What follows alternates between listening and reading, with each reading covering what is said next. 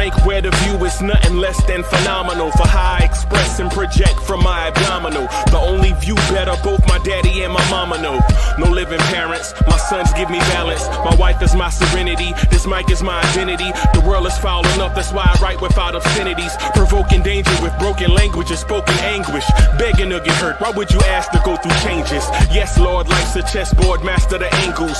Control the tempo, be the one who holds the info. Acknowledge is just as deadly as machete swings. When spoken, the truth is as potent as that Medellin. While others swear the style is free, I just let it ring. Our time is undervalued, soldiers make us better kings. My fans on my shoulder, reaching after better things. Today I take the shot, for them I'd rather set the screen. My mama told me follow my dreams. My daddy told me get it by any means. Stand tall, make him bow to a king. But I've evolved, you can see the resolve. Look in my eyes when you speaking to God.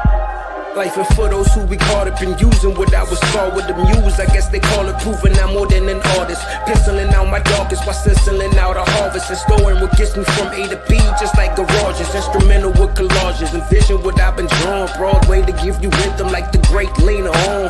So bent on, found comfort in the storm. Find peace and on when you see them others perform. Organized chaos, outcasted like hey ya.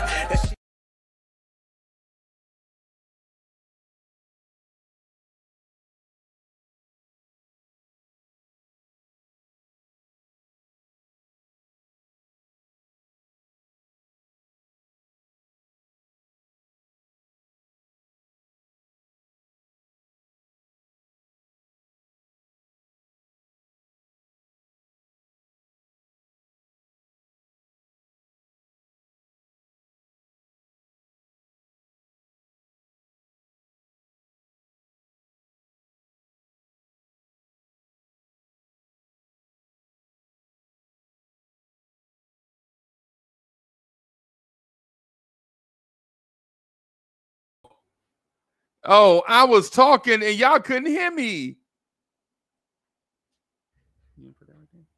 Is that for me? Thank you. Is that for me too? Thank you. You dipped your finger in here? No, you didn't want to put no sugar in it.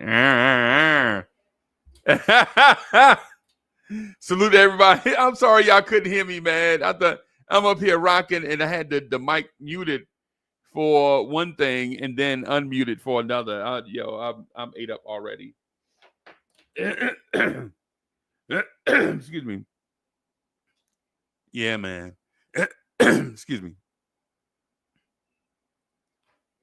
Salute. Welcome to the premiere Knicks in the Nighttime show, the Knicks in the Night podcast.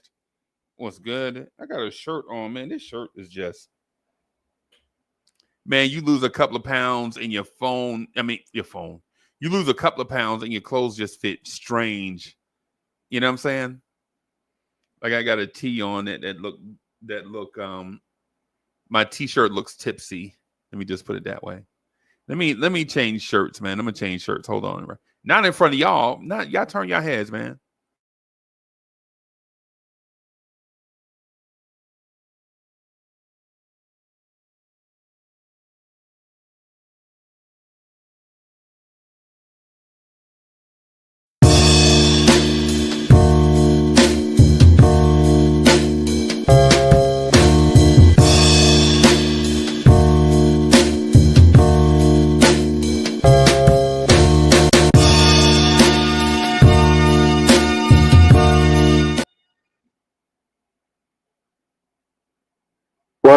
What up, big bro? Yo, what's good? Can you hear me? Way back in the distance somewhere. Yeah, man. I gotta change shirts, man. This that shirt I had on was a little tipsy. So Beyond tipsy. It had its last days unless you're trying to get back big again. Yeah, that shirt was new though. I just bought that shirt and I think I just bought. Oh, you know what? It's not new. I got that shirt for Christmas last year, so it's not. Yeah, just think how much you done lost since then. Yeah, I know. Inshallah, God's will, bro. Yeah, man. Yo, how much does the Emirates Cup mean to you? Can I be frank? Yeah. Shit. Okay. It's Okay. it's that one in June. Now, will I be proud of it? Yes. Let me not sound like a fool. I'll be proud of it, but it's not my goal. Right. Regular season, mid season champs don't mean ish to me. It means everything to me, bro. Well, you know, Wise is in the building. The CEO. you know that. The CEO is in the building. Hey, when's the last time we talked to Wise on the phone, all of us together? It's been about Been a minute. I talked to him yesterday. I meant to call him today, but I was running around like a chicken with his head cut off. yeah, it's been like 6 months that we all talked together on the phone. I guess it's been 6 months or so. Possibly. Yeah, About that time. we probably need to do a conference call or something, bro. Yeah, it's about that time. Yeah, Especially what I've been talking about. yeah. It's probably yeah. And hijack bully for a minute. Yeah, for a minute. Alfred Griffin is in the building. Andios, what's good? Salute. Andios says hit that like, subscribe to the channel, enjoy the show. Man, make sure y'all check out my guy Andios. All basketball aside, check out my man Andios on IG, man. A fan favorite, man. Y'all go check him out, subscribe to his joint. He's a good person, a great person. Yeah, man. Yeah. Yo, look who it is. The Bronx is in the building. Salute to Miss Latoria. How you doing? Hey. The Bronx is in the building. If it wasn't for the Bronx, y'all already know how this thing go. Hey, Alfred Griffin, after this, we are gonna do a R&B show on Vibes. If you got time to come through, you'll see the notification and all that. We're gonna rock for a little bit there. No rush here, but we're gonna do that afterwards for sure. Yeah, man. Yeah. Hey, so Lee, I'm not gonna. On a second, real quick. I'm sorry because I know you're mid thought, but I just had a quick thought. It would mean, I'll tell you, the first game would mean a lot to me, and then after that, it's gravy. I don't know what that means. Okay, because it's the fact that we're gonna play the Hawks again. Right. That's what I want to punch them back in the mouth because they left a nasty taste in my mouth. Because I live down here in Atlanta, and I went and watched that game, and I was beyond. Other than the fact that I had my kids and wife and all of them, and my grandkids, my grandson, and my baby girl, all had a great time. Right. Outside of that, I was disgusted. Oh, and I got to meet Walt Clyde Frazier, but outside of that, I was disgusted. Right. No, I feel you. For me, it means everything. Because right now, I can't control the stuff in June. Right? The stuff in June is in a whole nother. It's a whole nother has never been a word, right? But June is a whole other calendar year.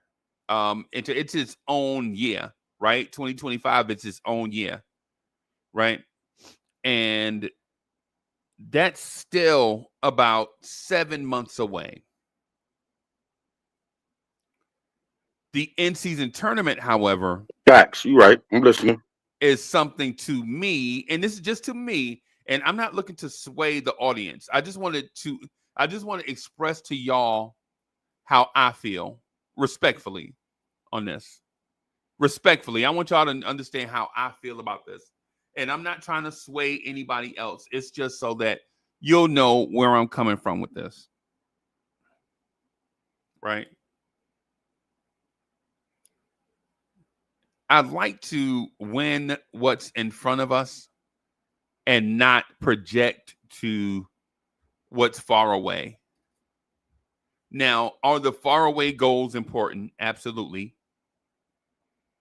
Right? Are the faraway goals important? Absolutely.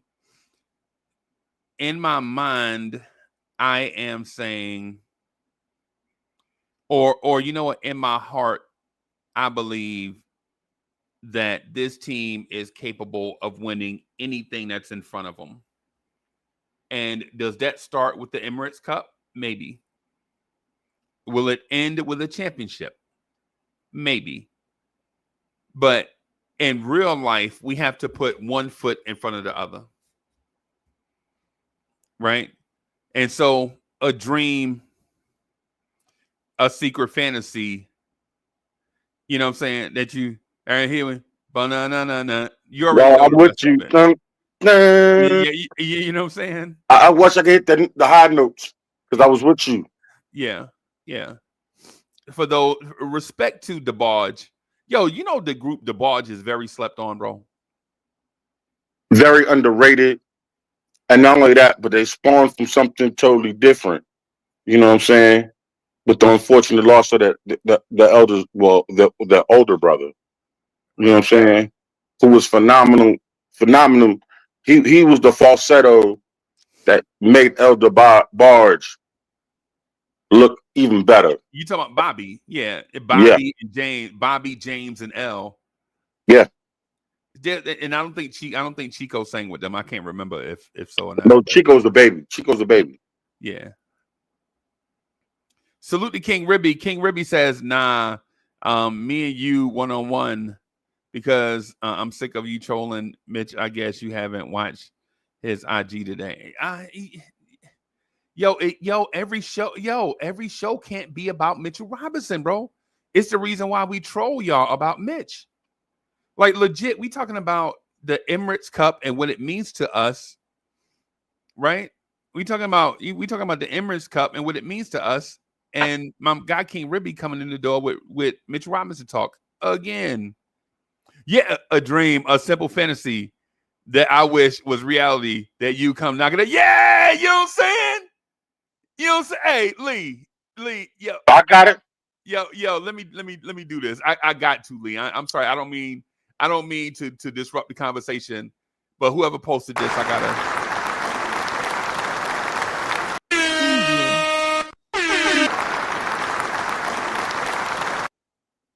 Right? Somebody caught the reference. Yeah, man. I clearly caught it, but outside of us, yeah. Right. So the reason why the Emirates Cup is important to me is I feel as if this team is capable of winning big things. Now, the thing about winning big things, you can only win the big things that are in front of you. Right? You can't just win random big things. Right? Facts.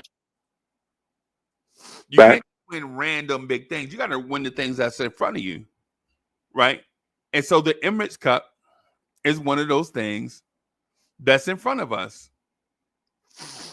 Right? Yo, yeah. Johnny Davis is in the building. Davis, salute.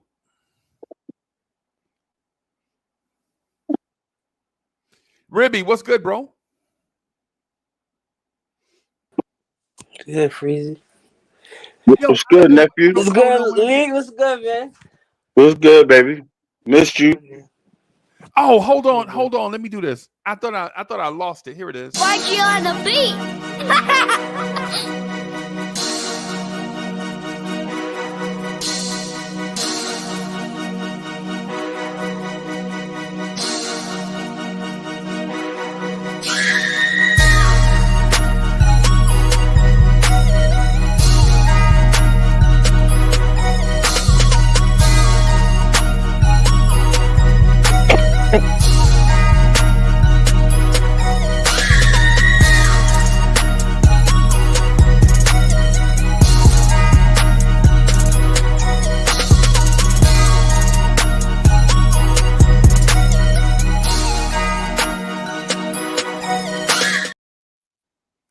Ribby, salute, man. I thought I lost the intro. I was looking for it for a minute, but what it is guess what I have it in, bro? I have it in this thing called alphabetical order. You guys, and so I was looking for Ribby, and it's listed as King Ribby. I'm a dodo, bro. No, you're not. But salute to the Yeah, panel. I'm a dodo. The Bro. I'm chat. looking for Ribby, and it's listed as King Ribby. I don't know, bro. I'll get there. So no, I'll be perfect one day, everybody. I promise. Hey, man. If you ain't cheating, you ain't trying. Yeah, man. Yeah, man. Top notch T is in the building. Salute. Salute, God. Yeah, Talking about man. that cup, man. So my thing about the Emirates Cup is I don't want to hype it up to be something that it's not, but I do want to express to you in a way what my sensibilities are about the Knicks when they play basketball, period. You feel me? Like I'm trying to figure out my feelings about all the existential peripheral stuff about the Knicks. And for the most part, usually there's drama around the Knicks that I care about, right? Oh, is Randall gonna be traded? RJ Barrett's secret, whatever. Or yo, is Tom Thibodeau gonna get? There's none of that stuff going on, and I find myself in a place where the basic stuff don't make sense to my mind, and in a sensitive thug way is like trying to figure out why the Emirates Cup is important to me, right? And it may not be important to y'all. You feel me? Like I'm trying to tell y'all like the reason why I feel like I should be going down this road. But at the same time, I kind of don't want to tip my hand too much because y'all gonna laugh at your man's over. Because think about it, if the Knicks win the Emirates Cup, if the Knicks win the in-season tournament, what does it really mean? Like Ribby, what if the Knicks win the in-season tournament? What does it really mean in the grand scheme of things to you? That we that because we lost to them previously, so that give us an advance to what's after the we faced and we beat the Bucks. I mean the Bucks. The what's their team called again? Hawks. Yeah. After we beat them, what's next was? The Bucks, right? That's the championship round or something like that. Yeah, like I think we played them. Yeah. All right, so I expect us to beat them tomorrow by at least like 10 points at least, and then okay, the Bucks, we sweep them because we did before. Okay, that's my opinion. Okay. Now, my opinion, if you like me to share, outside of what I said earlier, not I'm thinking about it more and more, but you know what I'm saying. But still, my first opinion is really my main opinion. But also too, but adding on to it, I'll say this: it would mean that we were playing the best basketball at this point of this year. You know what I'm saying, to win this cup. You know what I'm saying, to maneuver our way through this if we won it. Now, would I be satisfied with it? No, because like I said, I'm gonna say it again. My main goal is June. Being in New York City, watch them come down the Canyon of Heroes while we hoist up a freaking trophy. Okay. To have both would be beautiful. Right. So you don't want both of them? Lee? No, I'm more concerned about the one in June. I'm worried about the NBA championship. The whole entire. We won the whole year. But I want to win the marathon. not to cut you off, what if we win the cup and we win the chip? Just to say. Like I That's said, cool. that's Instead of icing on the one. cake. That's gravy. Yeah. Gravy over my rice.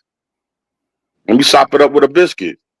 So we put some Knicks name on notice. You know what I'm saying? Because like people be, oh God, I'm tired of it. But people know though. The real fans, the casuals don't. I'm not gonna front, bro. I think it's important in a sense that I think it's important in a sense that I think it's monumental. I think winning the Emirates Cup is the biggest thing to happen to Knicks basketball since Pat Ewing draft. That's how major I think it is to me. I think winning the Emirates Cup is bigger, and I'm talking about in the long term. I'm not talking about in the short term. I'm not talking about for a Sunday night, right? I'm talking about in the long term. I think is more important long term than trading for Carmelo Anthony. I think it's more important in the long term than trading for Jalen Brunson. I think it's more important in the long term than trading for Karl Anthony Towns. Right? I think it's more important in the long term, right? I think it's more important in the long term than drafting RJ Barrett and Emmanuel Quickley and Obi Toppin and the kids. Right? I think it's more important than drafting Pankam Dadier. Just to give you a sense of where I'm coming from. Like I'm not just trolling certain fans of certain players. That's not what I'm doing. I think I know where you're going. I know where you're going with this, but I'm gonna let you finish. Yeah. Let me finish. I don't know where you're going, so go ahead. So I think it's important in the sense that our trophy room gets a visitor, right? I think winning the Emirates Cup to me, in my opinion, is like going in the attic and turning the light on. Right? Y'all know y'all got attics, right? Y'all got attics. Y'all know you got an attic. You don't go up there maybe once a year, maybe once every 2 years or something. Ain't no need for you to go up there, really. Right? Hell no. It's just for storage, right? Right? And so when it's like, you know what I'm saying? It's like if you win the Emirates Cup, now you can rearrange your trophy room. Our trophy room is dark and dusty. There has been no need for us to go in there and turn the light on. Facts. Right? Boy, facts. So, but now if you win the Emirates Cup, right? If you win the Emirates Cup, it's not as if you're going in there to replace the trophies that are in there already, right? You're going in there to stir around and clear up the dust, clean up and everything, and you just putting a new item in there with the hope that in 6 months you'll be bringing another item in there, and then the year after that bring another item in there. But right now that trophy room has a padlock on it, and it's been padlocked for 50 years, right? If you're the Lakers or the Celtics, the Emirates Cup may not mean nothing to you because you don't have a room. You have a wing at your house for championships. The Knicks don't have a wing, right? Just to put it in perspective, right? The Oklahoma City Thunder have won a championship more recently than the New York Knicks. You just think over the Mavericks. No, not the Mavericks, bro. No, I just said they. Milwaukee Bucks. You said Oklahoma. What did they win? City. Huh? What did they win? They won it in 1979 when they were the Seattle Supersonics. Oh man, all right. It's theirs, bro. It's theirs. Right? That's like saying the Lakers don't count their But nah, championship. you kind of threw me off with that, but that was cool. Right. That's why I'm asking. That's why I'm asking you to like. You don't have to focus on what I'm saying, but I just wanted your attention for that. Right. The Oklahoma City Thunder have a championship. Right, as Seattle. The Knicks have not won a championship since before Corey Lee was born. Right? And to say And right after. And right after. Right. Exactly. And to say that it's not really important to Corey Lee, he don't deserve a championship or none of that stuff. Can we at least have Corey Lee get a sense for what a championship feels like with the Knicks? It's not the major championship, right? It's not the major championship. Like it's like a 15-year-old kid. You ain't got your real driver's license, but you got a driver's permit. But you driving.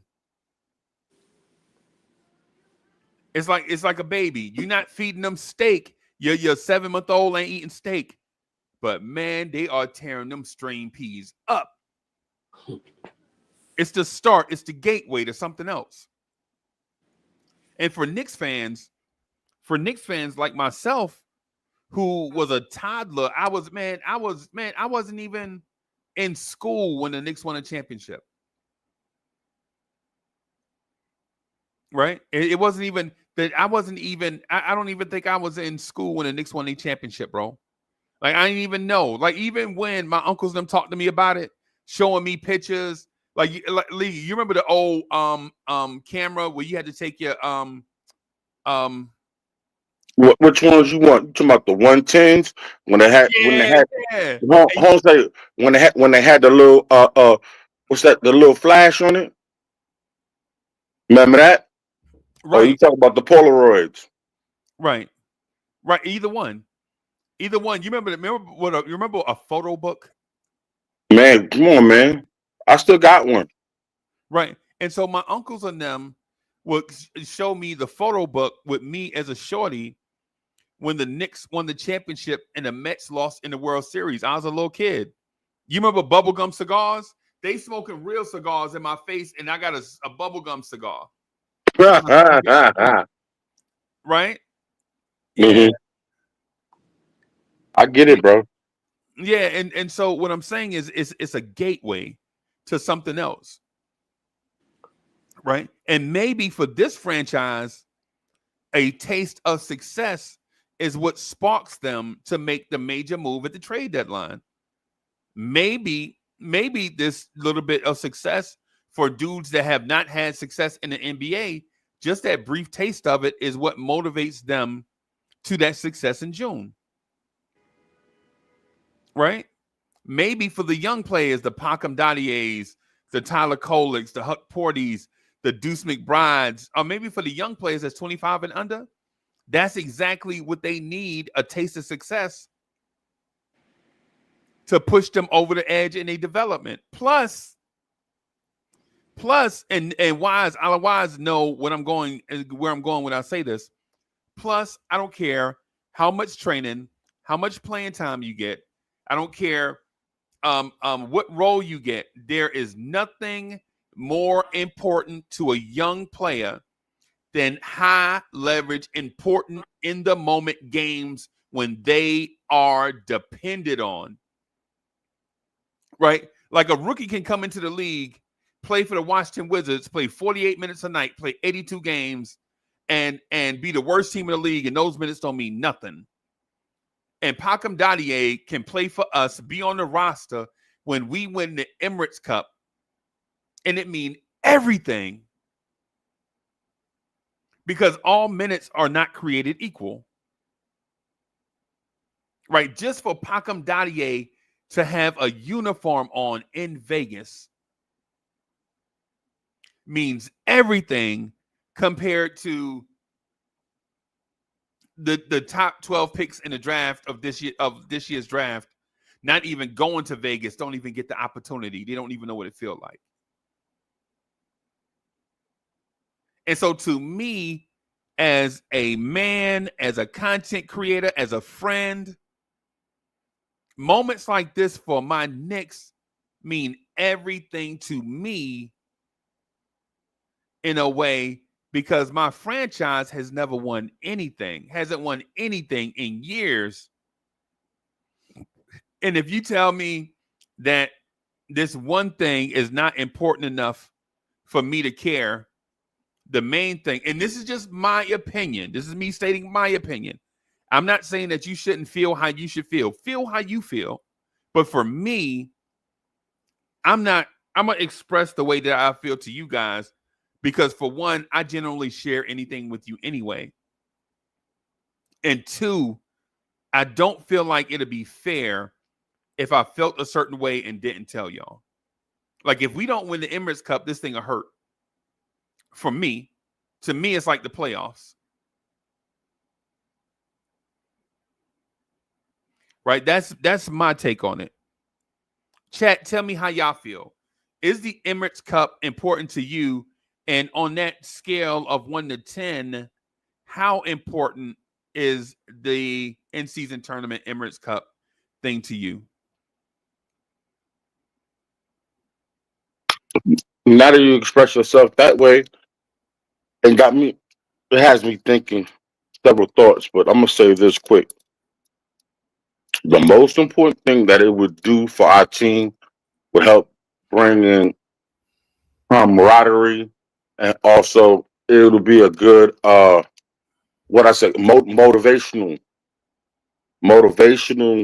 type of thing, just to give them, to give them a taste of winning, because I mean, nobody outside of OG, nobody's really won anything other than NCAA championships. You know what I'm saying? So, and then the fact that Cat was in the Eastern Conference Final, so he's gotten his chops taste of that.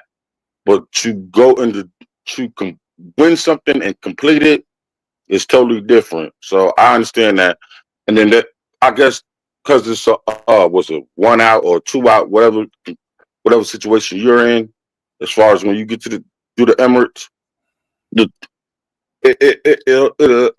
it'll teach them what some type of like you said, playoff intensity type of situation.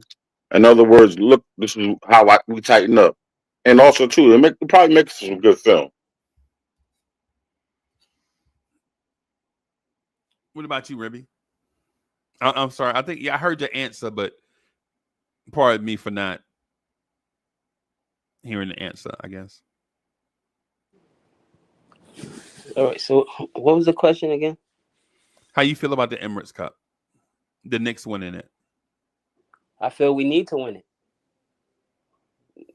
That's it.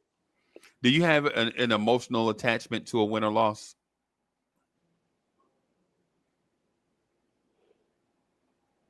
Yeah. Me too. Me too.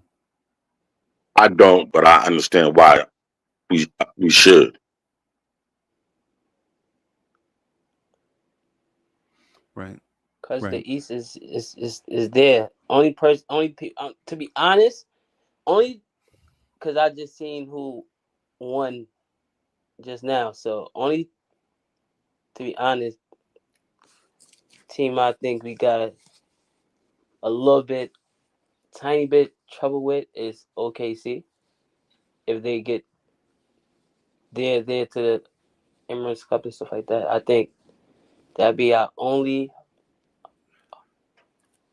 hard battle, I guess. Other than that, I'm rocking ready. Right. Right. I think it's a win across the board. First of all, in order for you to win it, you have to beat great teams. Mm-hmm. Only great teams are going to this in-season tournament, right? You have to be a great team, right? You got to be playing great, right? Secondly, is you want your young players in high leverage situations. It doesn't matter if for instance, the NBA is spending millions of dollars promoting this thing, right? They have commercials with NBA players in it, multiple. And think about this. When is the last time that you saw 10, 12 NBA players all participate in one commercial?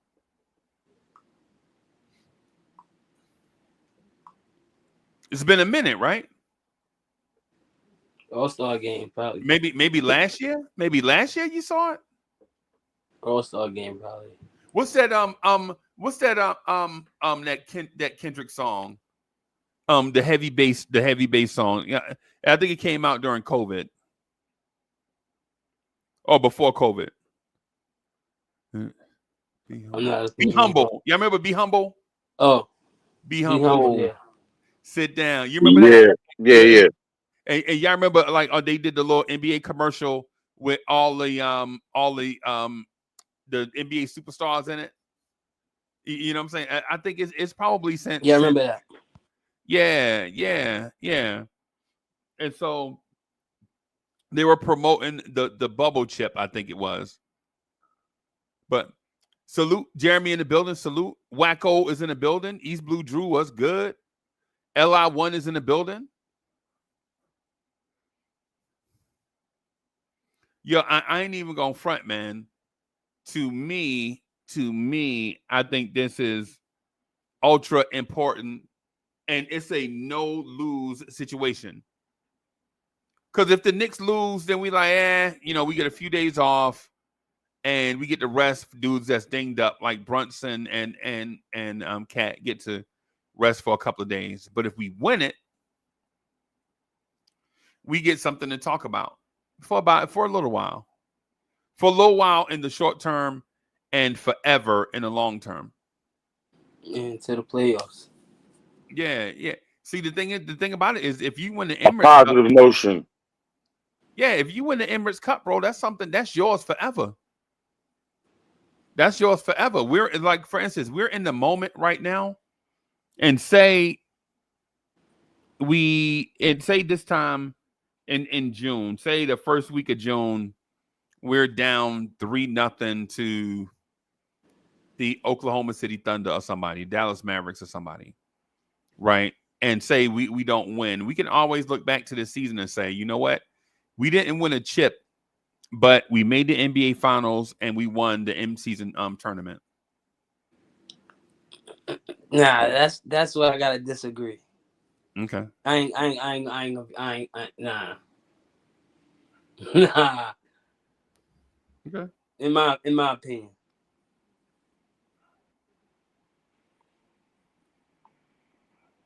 I want to take it and win it all. Okay.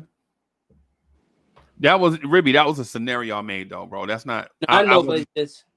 I wasn't predicting that was going to happen.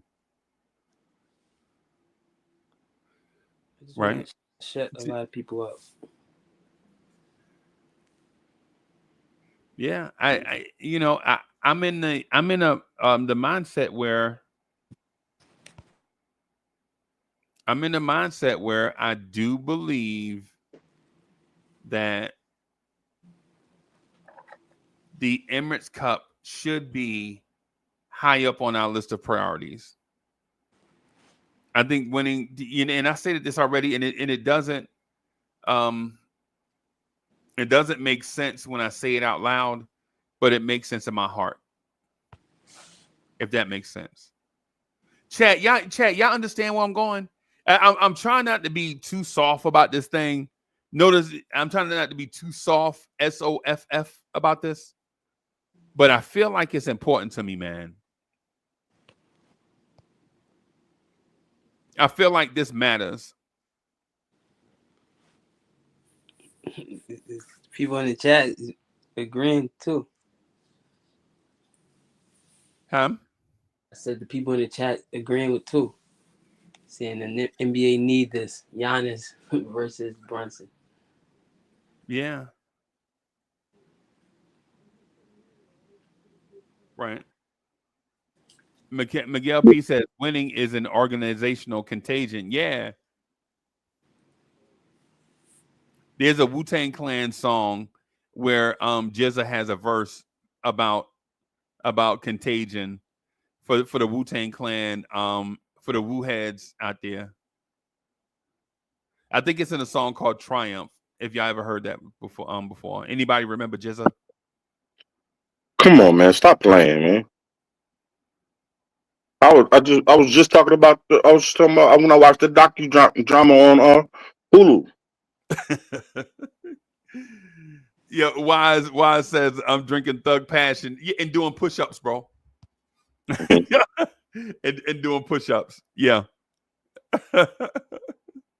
yeah. I think this might be because we're a franchise that needed a stepping stone, and over the course of the years, we turned stepping stones into stumbling blocks for some reason. And you know, one more thing, man, the morale that would generate with the Knicks would be crazy. Right. That was the word I've been thinking about the whole time I'm sitting here. I'm like, there's a word I'm missing. Morale booster. Yeah. You know what I'm saying? Especially for the younger players, because then they get an understanding of what it is, even though they may not be participating yet. You know what I'm saying? But who's to say in a year or two we still, you know what I'm saying, we're still playing good basketball, winning basketball. You know, that would say a lot.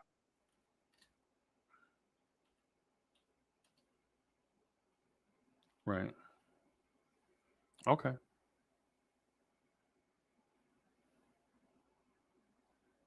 Okay.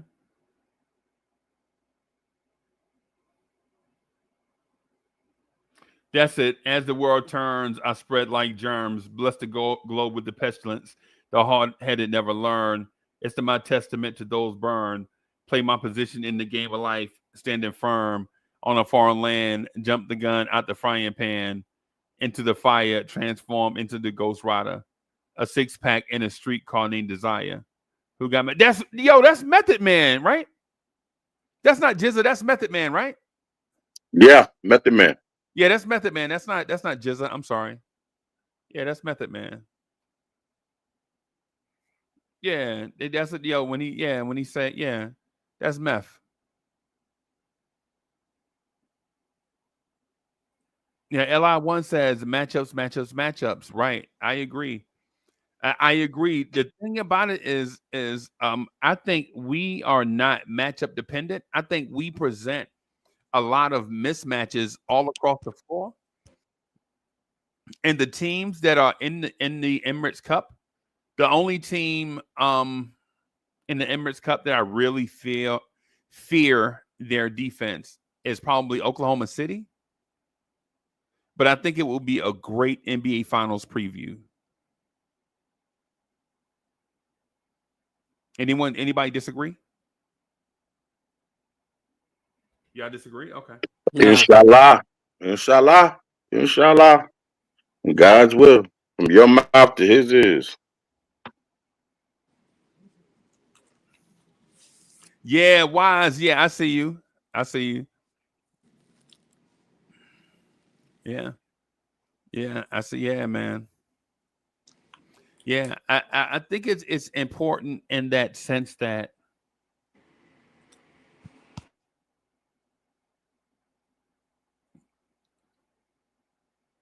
the NBA needs to be put on notice that the Knicks are nothing to play with.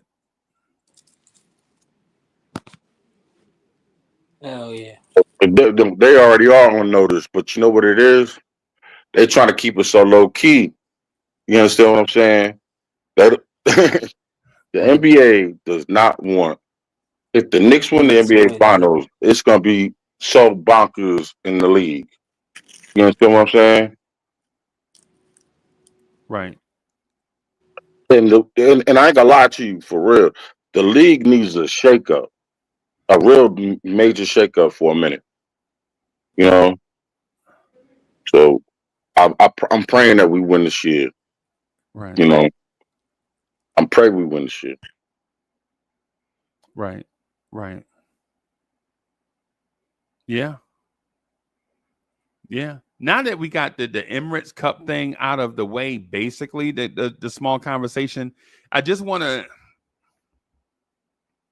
So, chat, I really just want to put a bug in your ear about how I feel about the Emirates Cup. You ain't got to feel the same way. I honestly felt like I ain't even gonna front. Coming into this conversation, I really didn't want to speak about the Emirates Cup because I ain't want y'all to go all, you know what I'm saying, thinking every time I come around, Lee, tell me if you remember this song. You on the street and you hear that?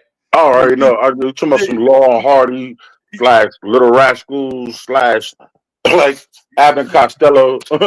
You know how you be on the block when you was a kid, like a little shorty, you on the Mm-hmm. block and the girls is outside on the curb doing double, they outside jumping rope because all the adults is at work. You know how you remember how how empty the street was, like with cars when all the adults was going to work or whatever, and then when they came back, they was, you know what I'm saying, they be parking and you got to move everything back on the sidewalk or whatever. And so as a shorty, we be outside playing like 7 straight hours back to back, nothing to drink, face dirty, right? And then when you sitting there, you all tired, you and your man probably done fought 2 or 3 times. You just wrestle, you know what I'm saying? Not no real fight, but you know what I mean. And yeah, you just, tussle. and yeah, you probably done tussle like 2 or 3 times, and then you just sitting on the curb talking about how when you grow up you're gonna be such and such, and then off in the distance you hear that thing.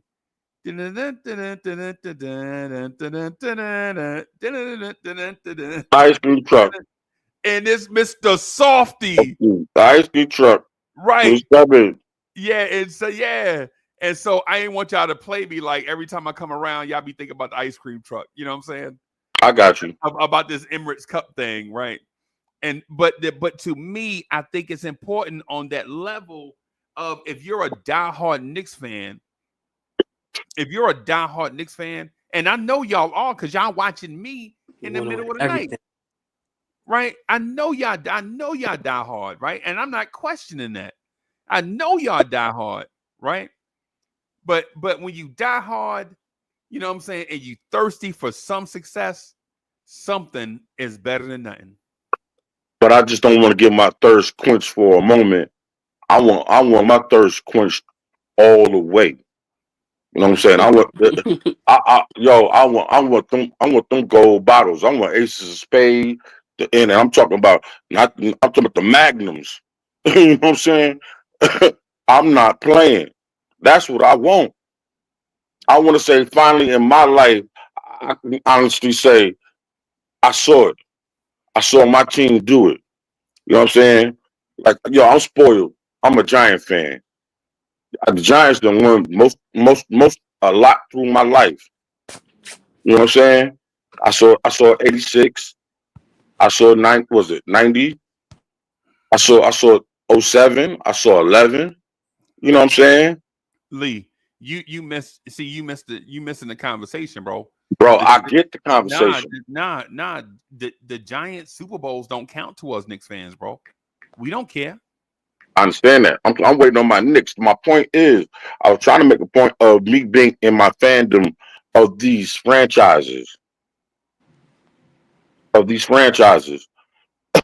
That I'm thirsty for a Knicks championship. Right, but you can wait on you can wait on the grand championship because the Yankees and the Giants have won enough championships where you're sustained for a minute. You can wait on the big chip. Yeah, for a second. I'm not there with you, bro. I understand that. I get it, but I'm just saying that's just my opinion, bro. You know what I'm saying? No, that's your place. That's how you feel. I feel you. I'm more concerned right now where my Knicks winning a championship more than any franchise outside of which I follow. That includes college. You understand what I'm saying? Right. That's number one in my mind right now.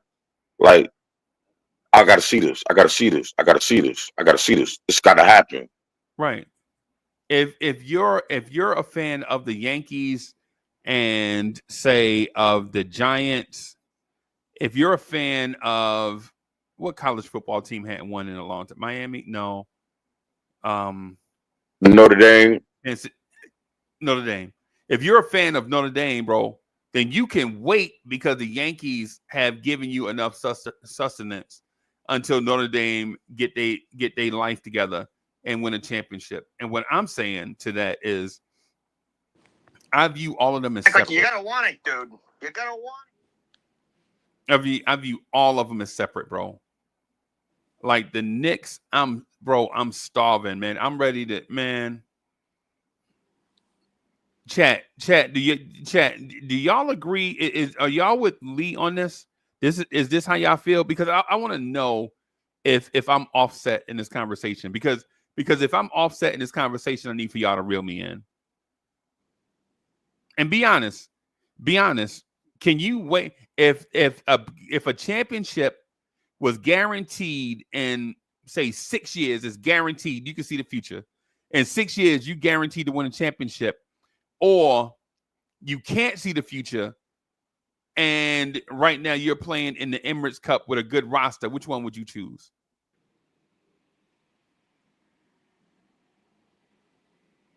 Lee, which one would you choose? If you can't see the future, but you have a good roster, would you choose that? Or would you choose the guaranteed championship in 6 years? I'm gonna tell you this.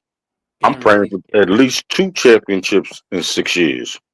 So that's not how it go though. That's not the way it was. I'm just saying. I'm just telling you that's not the okay. end. Well, I'd rather know that. To be honest with you, I'd rather have the NBA championship. The guaranteed championship in 6 years. You'd rather wait 6 years for that championship because it's guaranteed. Yep. I respect that. I respect that. Hell yeah.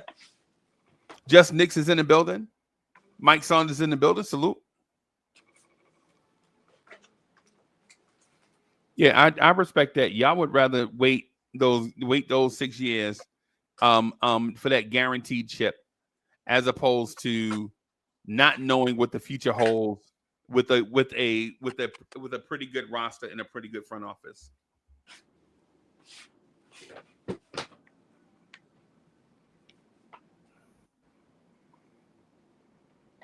That's it, right?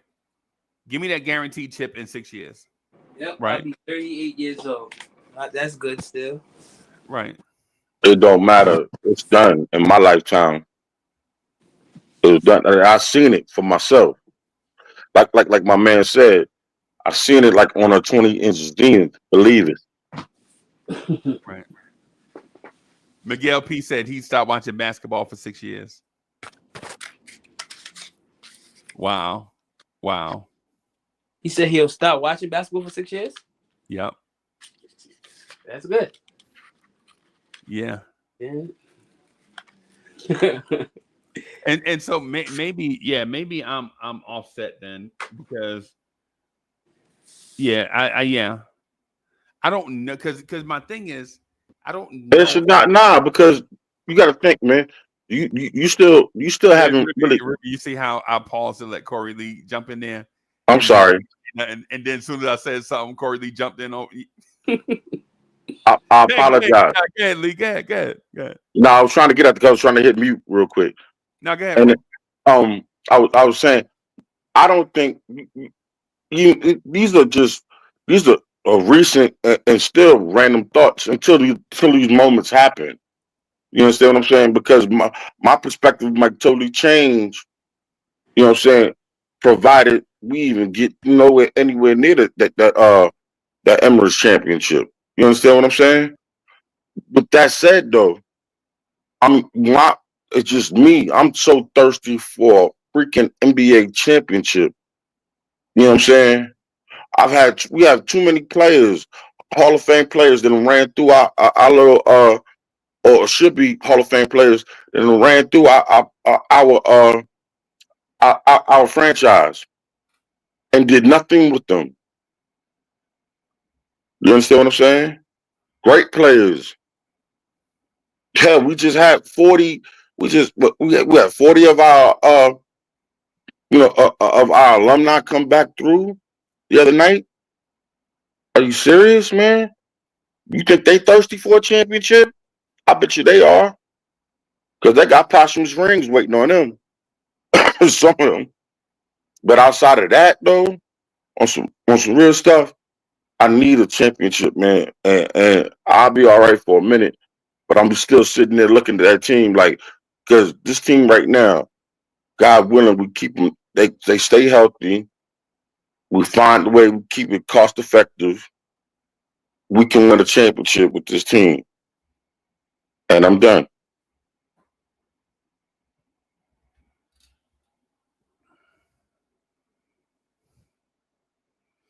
Yeah, I think I'm different in that respect.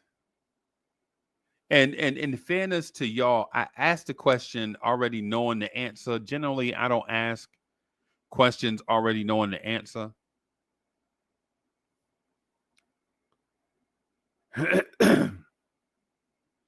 If you guaranteed me a championship in 6 years, it would be like leaving the Christmas tree up for 6 years with the present under it, telling me I can't open it for 6 years. That's what would feel like to me. Now, for others, I understand that we're all at different levels of maturity emotionally, where a 6-year wait is nothing to them. Like Lee, man, I'll wait 6 years if it's guaranteed a championship. Basically, is what Lee's saying. Me too. I don't And know, that is bro. worst case scenario. Yeah, no, that's the only scenario. Ain't no Yeah, chips in exactly. That's what between. he said. Ain't no chips in between. It's you gonna wait 6 years for that championship.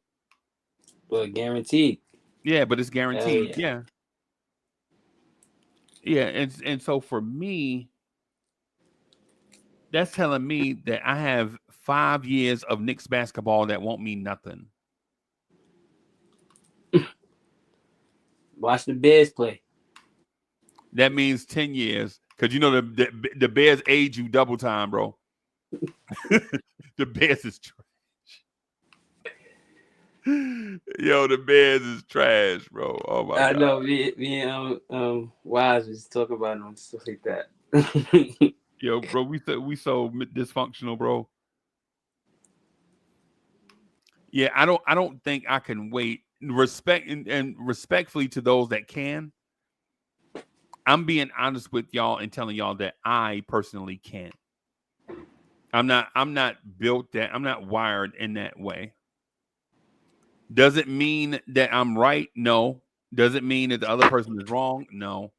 It just means my wiring is different. Like I legit enjoy watching the Knicks and talking about the Knicks. I can do it every day. But that's me. Right? You know. And so the Emirates Cup means a lot to me, Ribby, in that sense of I just want to see my team, my players on the floor celebrating. I don't care how big the championship is, bro. I don't care if it's the Little Rascals championship, bro. I don't care. I don't care. I don't care if they don't get. I don't care if it don't mean. I just want to. I just like to see our players celebrating, man.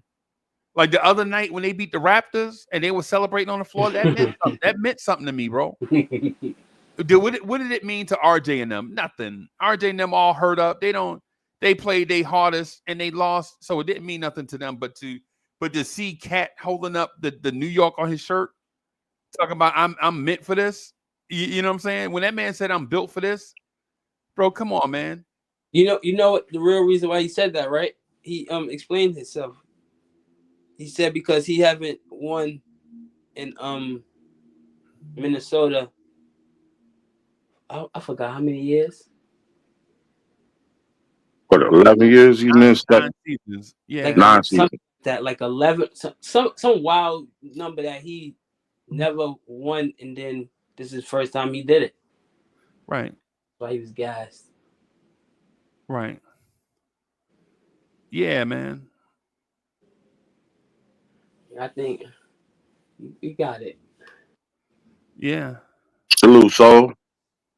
Yeah. Soulfinger is in the building. Soulfinger, we're gonna do a little R&B joint after this on Vibes, man. So If you check us out, bro. So, but yeah, man, it's not like a the Emirates Cup is everything. It'll just be everything for that moment. Right.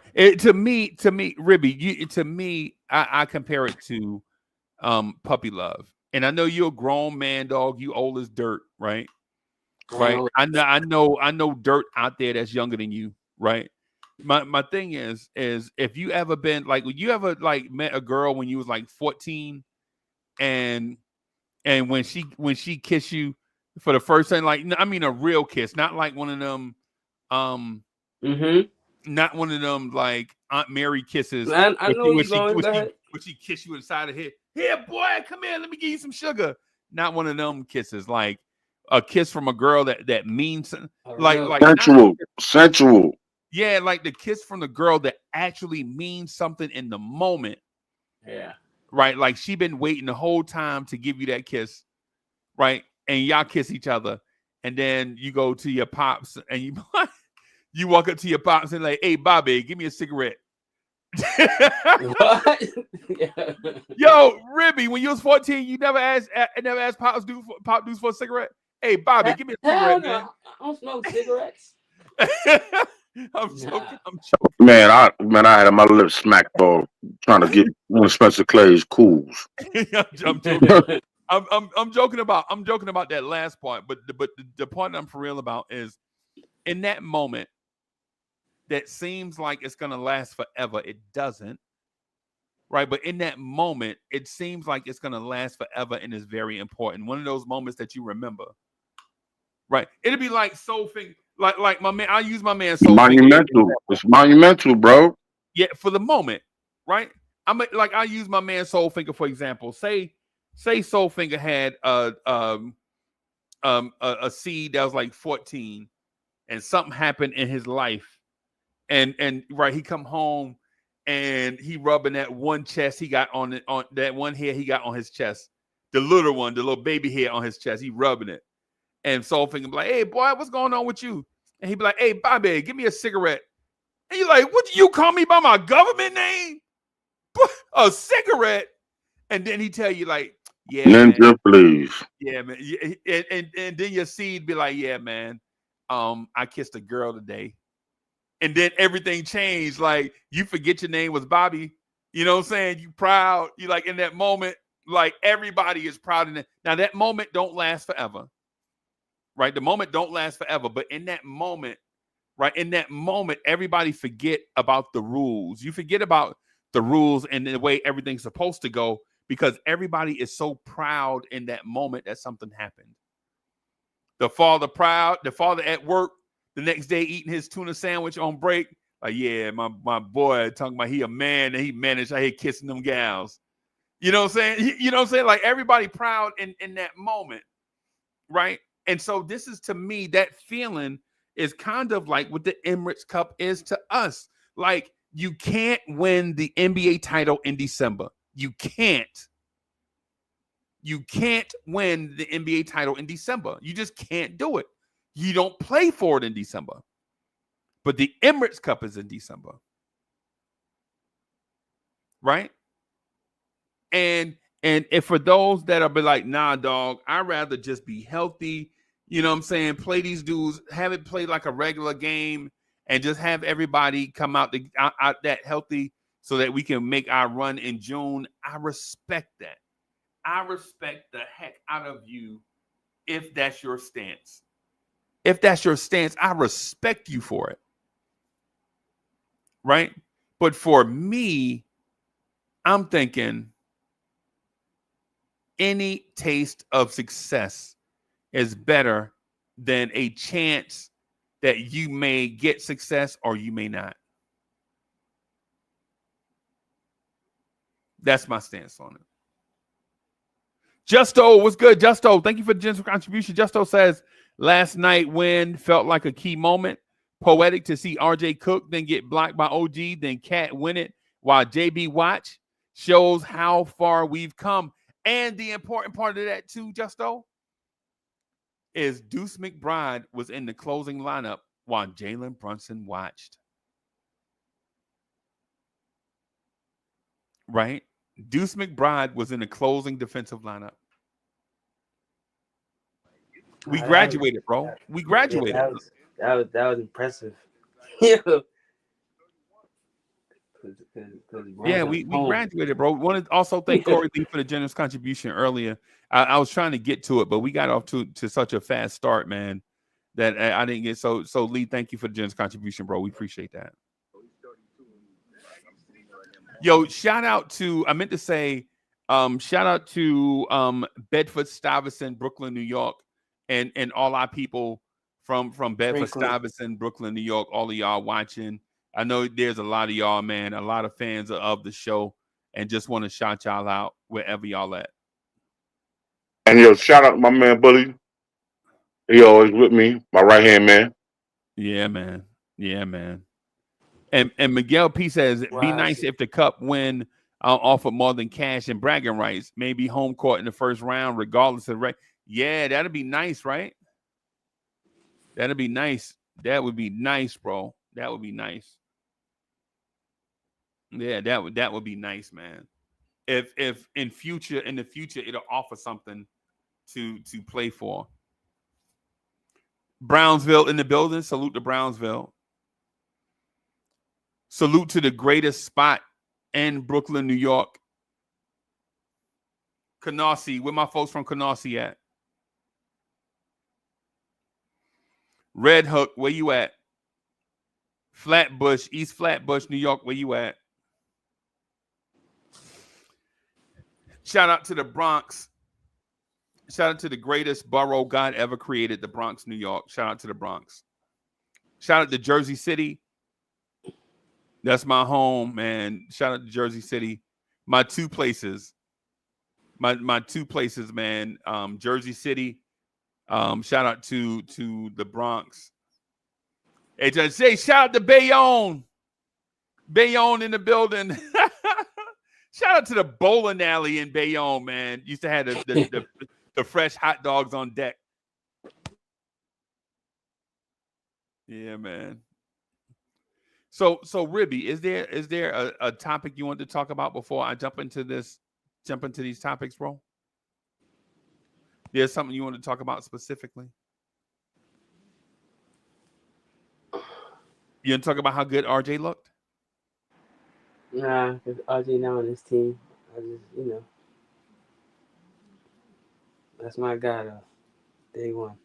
Shout out to my nephew. I still love him. He's a beast. I want to point out a thing just real quick, man. Anybody notice how good Deuce McBride handles looked last night against a great defender? Anybody notice that? We talked about it last night. It was impressive to some degree. He didn't look scared. Day before yesterday, you mean? Yeah. I thought he was confident. I thought confidence got the roof.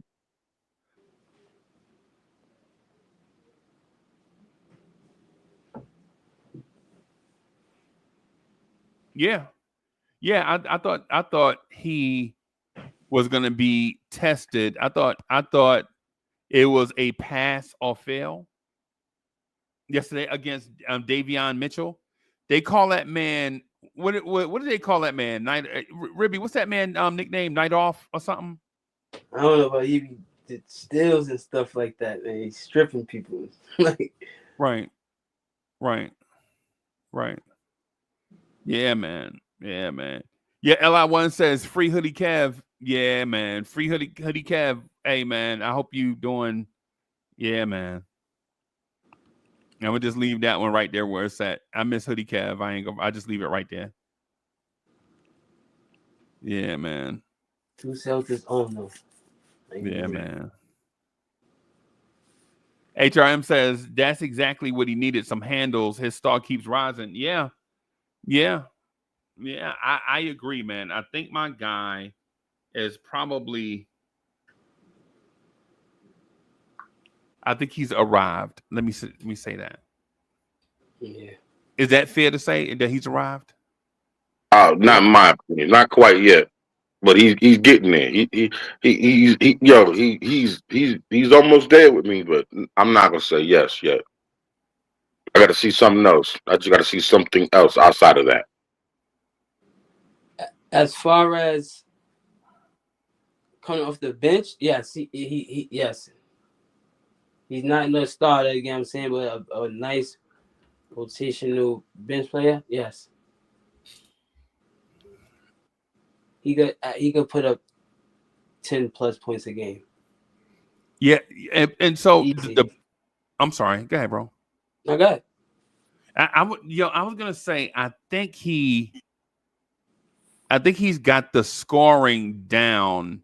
Like I think his spots on the floor, I think he's comfortable with those spots on the floor, right?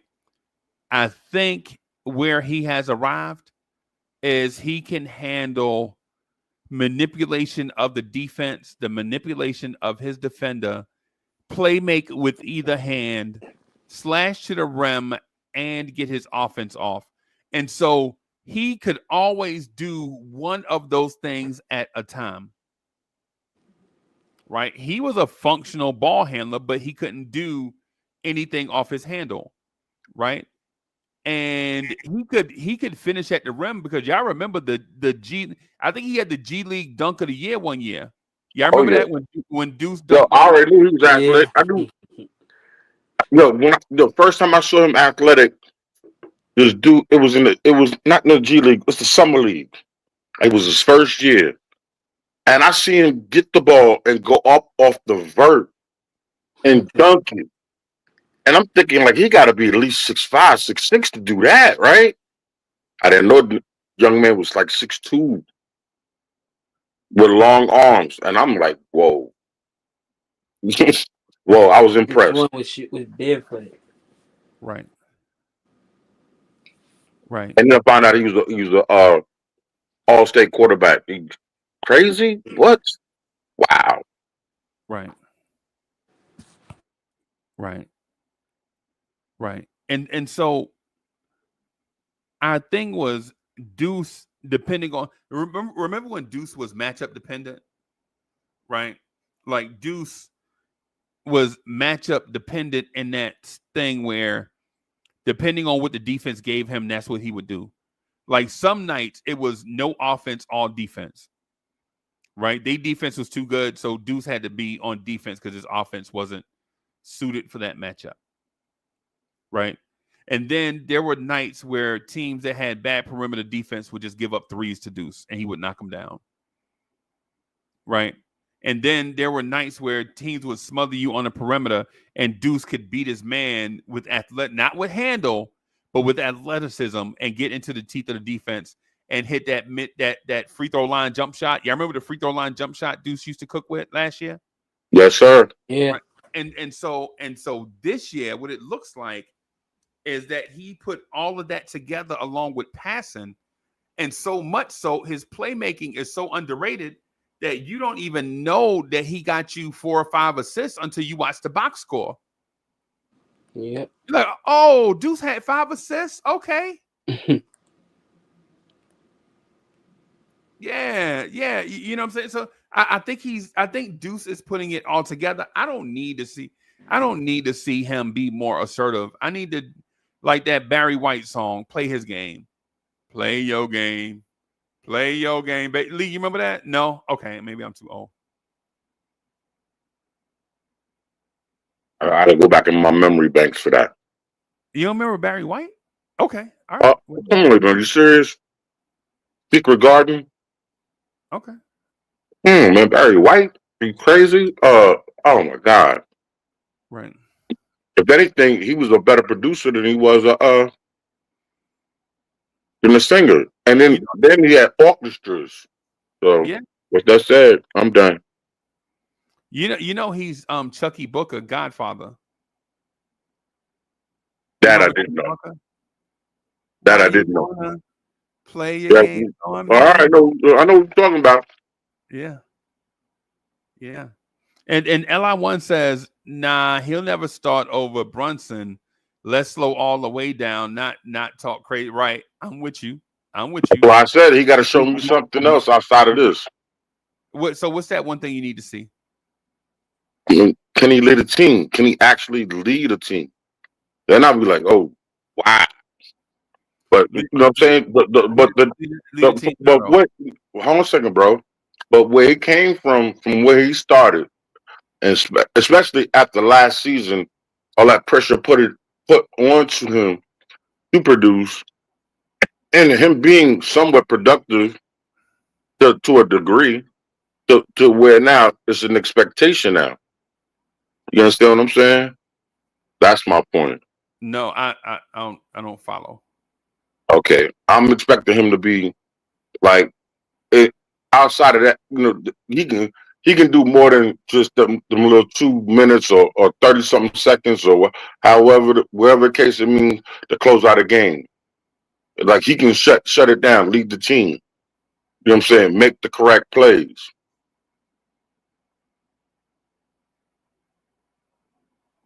in those moments.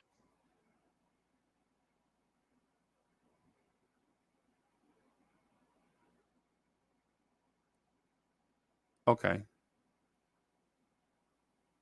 So why? Okay. So why you need him to do that if you have Jalen Brunson?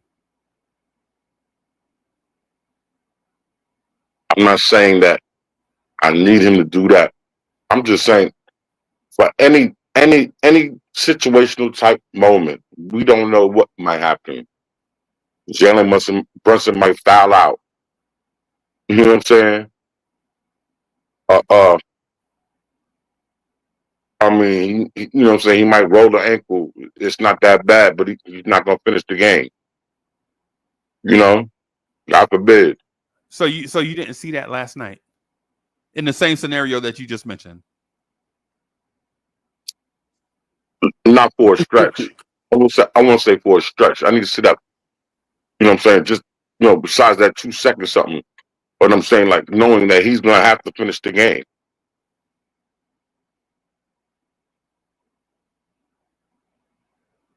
Okay.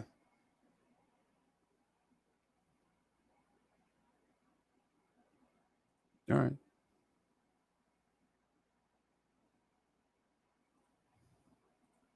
East Blue Juice said Cam and Deuce combo is deadly. They just came in like some Red Bull and gasoline. Right. Yeah, you what? Hey, Okay, I like that. I like that. Yeah, yeah, yeah, yeah. Yeah. The thing I liked about the thing I like that I'm seeing from Deuce here now is that regardless of when he comes in, Ribby, this is my thing about Deuce. I think he's taking ownership of his role. I agree. Right. I think he's gone from, hey, I'm just happy to get these minutes to this is my role and ain't nobody taking it. Right. I think that's where Deuce is. Deuce is legit, has gone from I'm just excited to be on this floor. I'm just going to take what Tibbs give me to you can't stop me from being on the floor. I think Deuce McBride is in that place where he can say it with his chest that he is New York Knicks basketball. Not all of it, right? He's not more valuable than Jalen Brunson, but who is, right? But he can say he is a part of the present and the future. Like take his name out of trade talks. Bro, I'm going to go as far as to say this, considering that he is the last of the really youngins that might survive all of this to win a championship. He is like Tibbs' protege from start to finish. Well, until wherever he goes outside of this. You know what I'm saying? But for real, like Tibbs brought him up right.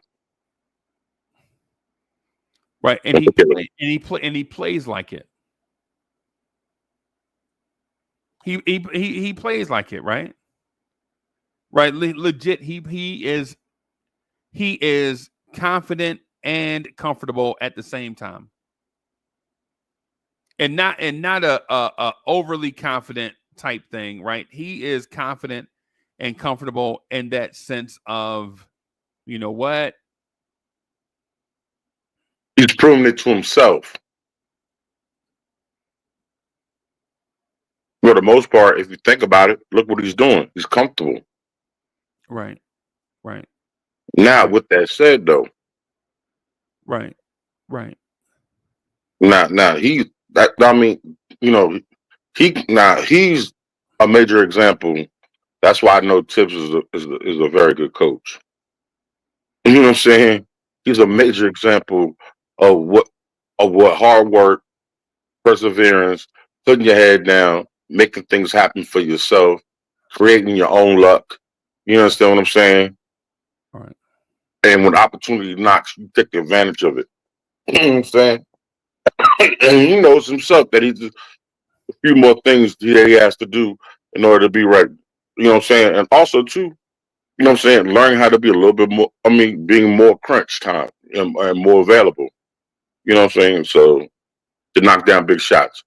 But with that said, I trust him. You know what I'm saying? I've become a very big fan of his.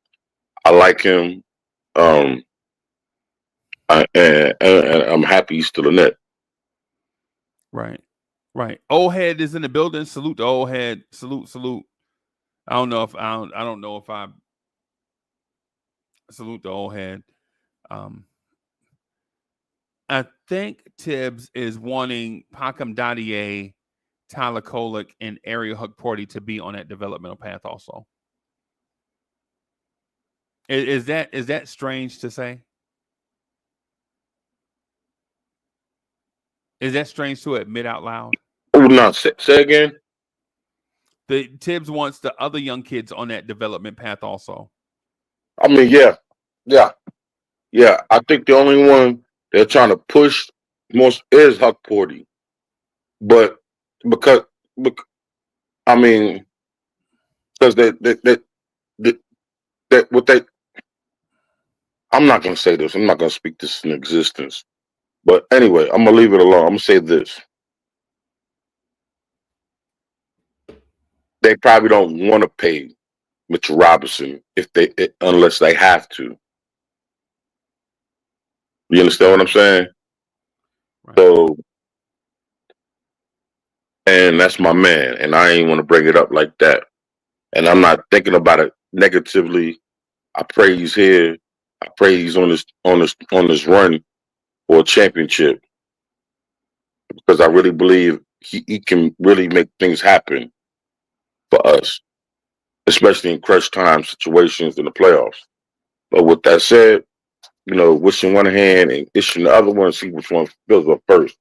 But like I said, I hope it happens. If not, I understand. Business is business, and let's keep pushing. Victories. That's all I want to see. Victories. Okay.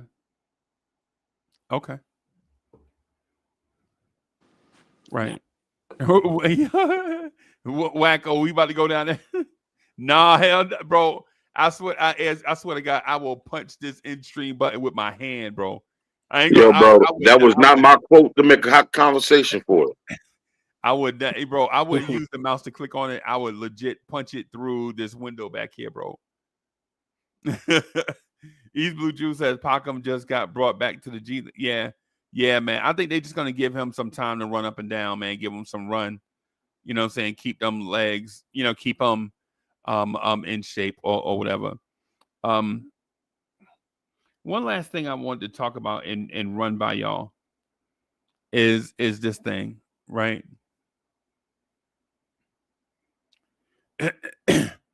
Were the Knicks as an organization that toxic where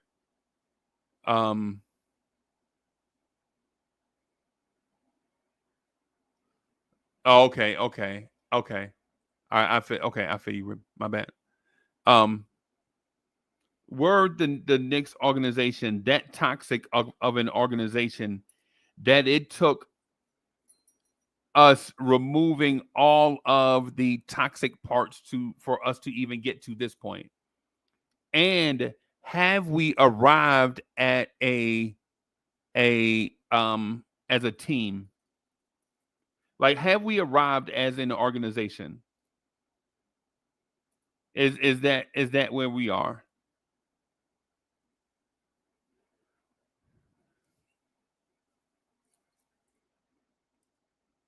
As far as that's a hell of a question. Removing the toxicity. Who?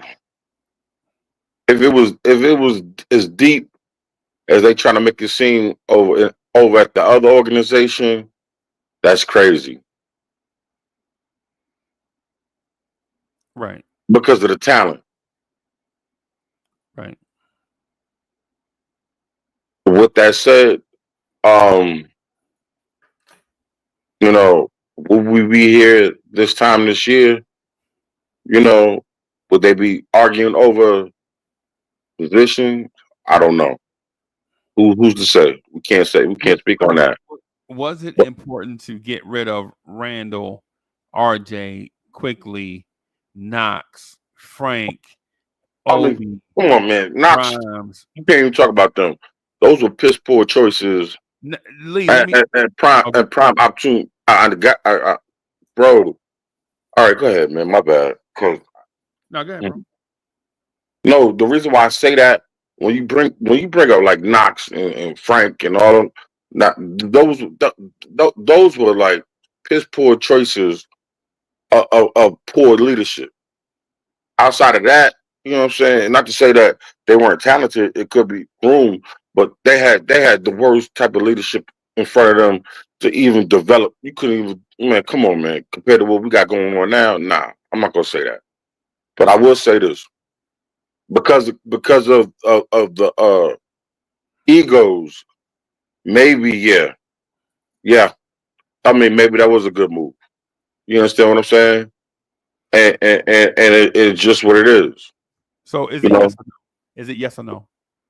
I guess so. I assume so. Because I Because mean, look at the success we're having now because compared to because we, I we think can't we can't. you said yes early, and then maybe it sounded like you were leaning towards no at the end. Nah, it's not saying that. But the only thing that I have to counter that in this whack, and it's just like in the back of my mind, is the fact that we never saw what it would have been. You understand what I'm saying? What we thought was gonna happen never happened. You know what I'm saying? That's why I'm done messing with the front office and you know what I'm saying and talking. You know what I'm saying? I mean, this team is proving to me that it can battle provided it stays healthy and I just I hope Mr. Peanut Butter, you know what I'm saying, turns himself to Mr. Crunchy or something. You know what I'm saying? Or not even peanut butter, but peanut brittle. You know what I'm saying? Or not even peanut brittle. Ooh, give that. Uh, uh, just something stronger. You understand what I'm saying? Do the Snickers. You know what I'm saying? You know what I'm saying? And and the captain keeps leading the best way he can possible by example and setting the standards of what it is to be a Nick now.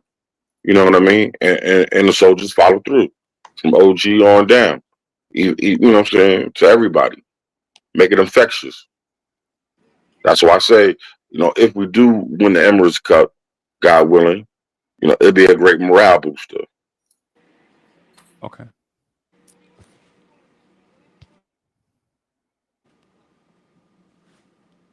All right. So I have a point on that too. I just want to hear Ribby's take on it. Ribby, what you thinking, bro? Is it were we that toxic? Maybe last year and the last 2 years that you had to remove certain pieces in order for you. Did you have to prune the flower in order for the flower to bloom. You talking about like last year? Yeah, I'm talking about like this year. Randall was a Knick in October, bro. Dante was a Knick in October. Remember, Randall was still on the roster in October. It's December, bro. It's only been 2 months. Cat's been here. I know.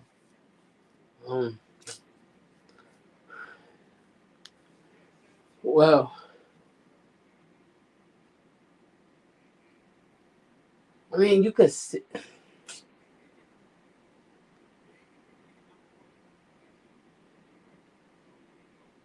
All right, answer. Ask me the question again. Yeah. So were the Knicks as an organization that toxic that you had to remove certain players in order to get to this place of team, that you had to remove the RJs, the Quickleys, the Obies, the Knoxes, the Frank Ntilikina's, the Damian Dotsons, who played for us twice, the Hartensteins, the Dante DiVincenzo's, the Julius Randles, the Trevor Keels. All right, I'm gonna cut you right there. Hold on, let me finish. Okay. The Kemba Walkers, the Derrick Roses, the Evan Fourniers, the Cam Reddishes. Like were we that toxic of an organization that you had to remove all of those pieces in order to get to the place where you are right now? I wouldn't consider us, that us being toxic. I could say we was rebuilding, and then because when I first seen it, I'm thinking we gonna like rebuild for like 3 to 5 years and things like that, and then all of a sudden,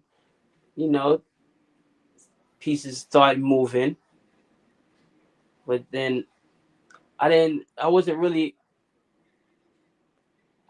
okay with it, but it's like, okay, that's like minor pieces. But then all of a sudden, when they traded and brought OG, then I finally seen which way they was moving, because I didn't really know which way they was moving. Like I thought they was like on like rebuilding, but then all of a sudden they just like switched the switch, and it's like we here now, like, and it's like, okay. So I just had to ride with the wave. It's my team, so the way my team is rocking with, I'm gonna rock with them. Right. There probably is a level of so chat. I'm asking this question in a sense because I think this question is gonna be toxic to the chat.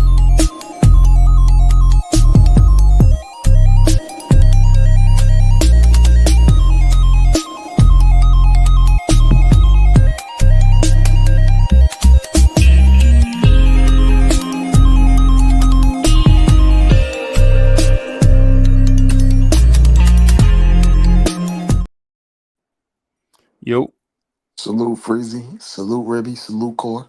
What's up, bro? Yo. Hey, yeah, I bet Well, you. girl. I bet you are all out of tissue, bro.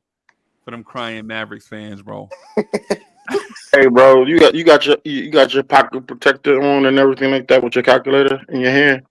I don't need no calculator tonight, man. Nah, man. So Nah, I'm teasing you. That's all. I know, Core. You ain't no me no harm by none of it. I know. So the question on the floor is, was it necessary for the Knicks, or were the Knicks so toxic that they had to clear house from Frank, Knox, Obi, Cam Reddish, Evan Fournier, Derrick Rose, Kemba Walker, um, and a bunch of others just to get to this place of harmony with Jalen Brunson and this crew. Can I ask you a question to your question?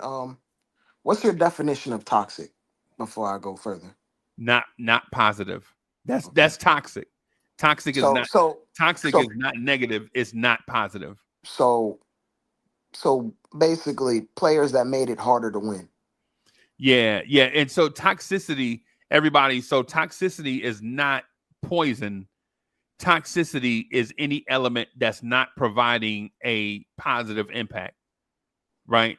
It's in Yes. the way because even Yeah. if it's net neutral, it's preventing the positive from coming through. It's like it's one of those things where, not to completely say it's like a relationship, but it's one of those things where it's something you overlooked at the beginning of a relationship, and it's not even something that's negative, but Right. it's something that just annoys you as soon as you see It prevents you from making progress. it.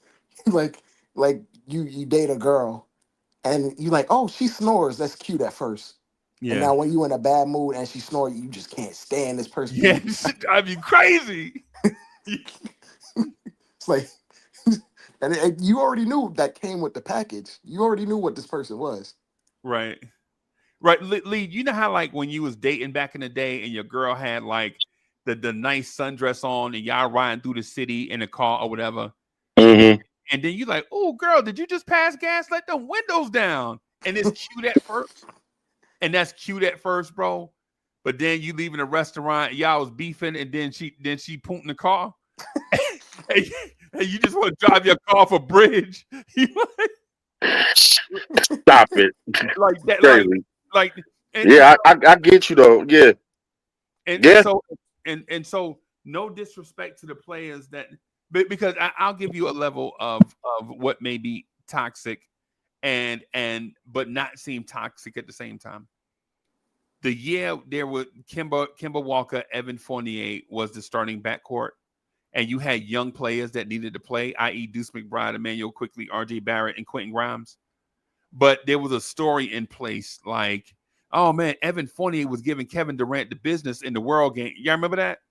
When Evan Fournier was giving Kevin Durant the business in international play. Remember they had to break them up. They had a scuffle. Yeah. And we was like, yo, that's exactly what we need in New York. We need somebody feisty, man. We need somebody go get. And then you sign Evan Fournier to all that money. And then most of his Knicks career, he off the bench. Like we needed a guy that's an aggressive shooter, and then when he starts being an aggressive shooter, but he ain't making shots, it pisses you off because he's not doing anything else. Right. And then you couldn't play him and Kemba together. Oh my God. You remember you defensively, you couldn't play them together because for one, even with their defense being that bad, Kemba Walker never wanted to pass to Evan Fournier on offense, which was stupid. Yeah. Right? Kemba Walker wanted Randall to be his role, man. Just got the way, man. Roll to the rim. And Randall, like, I don't roll, brother. I just stand right here until you give me the ball. Right. But you can't tell Kemba that because Kemba was a multiple-time All-Star, former franchise player for his own franchise. Yep. So you can't talk to Kemba like that. Not at that time. Right now, Kemba's like the 14th man on a bench somewhere, maybe, right? But at that time, you couldn't talk to Kemba like that. And so that's what I'm saying. Was it necessary? Were we really that toxic with people in the way where you couldn't make the progress that you wanted to make, or it impeded progress? So I think the toxicity that you speak of is like a product of basically players that don't fit together, skill sets that don't mesh well, Right. personalities that may not mesh well. And I think the team and the organization made a conscious decision, especially as soon as they got Brunson and seeing his level of talent, of acquiring guys that mesh around what he can and what he cannot do. Yep. And personalities. Yes. Yeah. Yeah. Yeah. And they started to shift the focus away from, like, not to say that, like, remember Freezy, we were at points when Brunson first came here about midway through the season and people were like, No, Brunson's better. No, Randall's better. Brunson's better. No, Randall's better. It got to that point, and I feel like that also like drove a wedge because we also knew who was basically the prodigal son to the organization, the godson to Leon Rose. Right. But you already knew.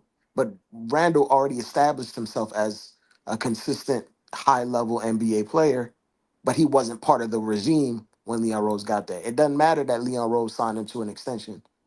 He Right. wasn't part of the regime. And yes, Randall knew Leon Rose because he was part of the agency before, but Right. his relationship and Brunson's relationship is not the same thing. And I feel No. like that was always a wedge there. That they try to keep super professional and super wrapped up tight. But you could tell just even on the court, Brunson and Randall never really meshed together. Like you try to ask them to run pick and roll, we ain't never seen it, not one time. Right. Right. Yeah, Yeah. you ask them to do pick and pop. Did you ever see it? No. And Every time it was like a screen action, we would ask Mitch Harnstein to come up and let right. Randall sit in the corner, wait till he get the ball, or Right. on the low block. They never had a relationship on the court that meshed well together, and it wouldn't shock me that they didn't have much of one off the court. If it and you could tell like at points they just though it was like oil and water, Right.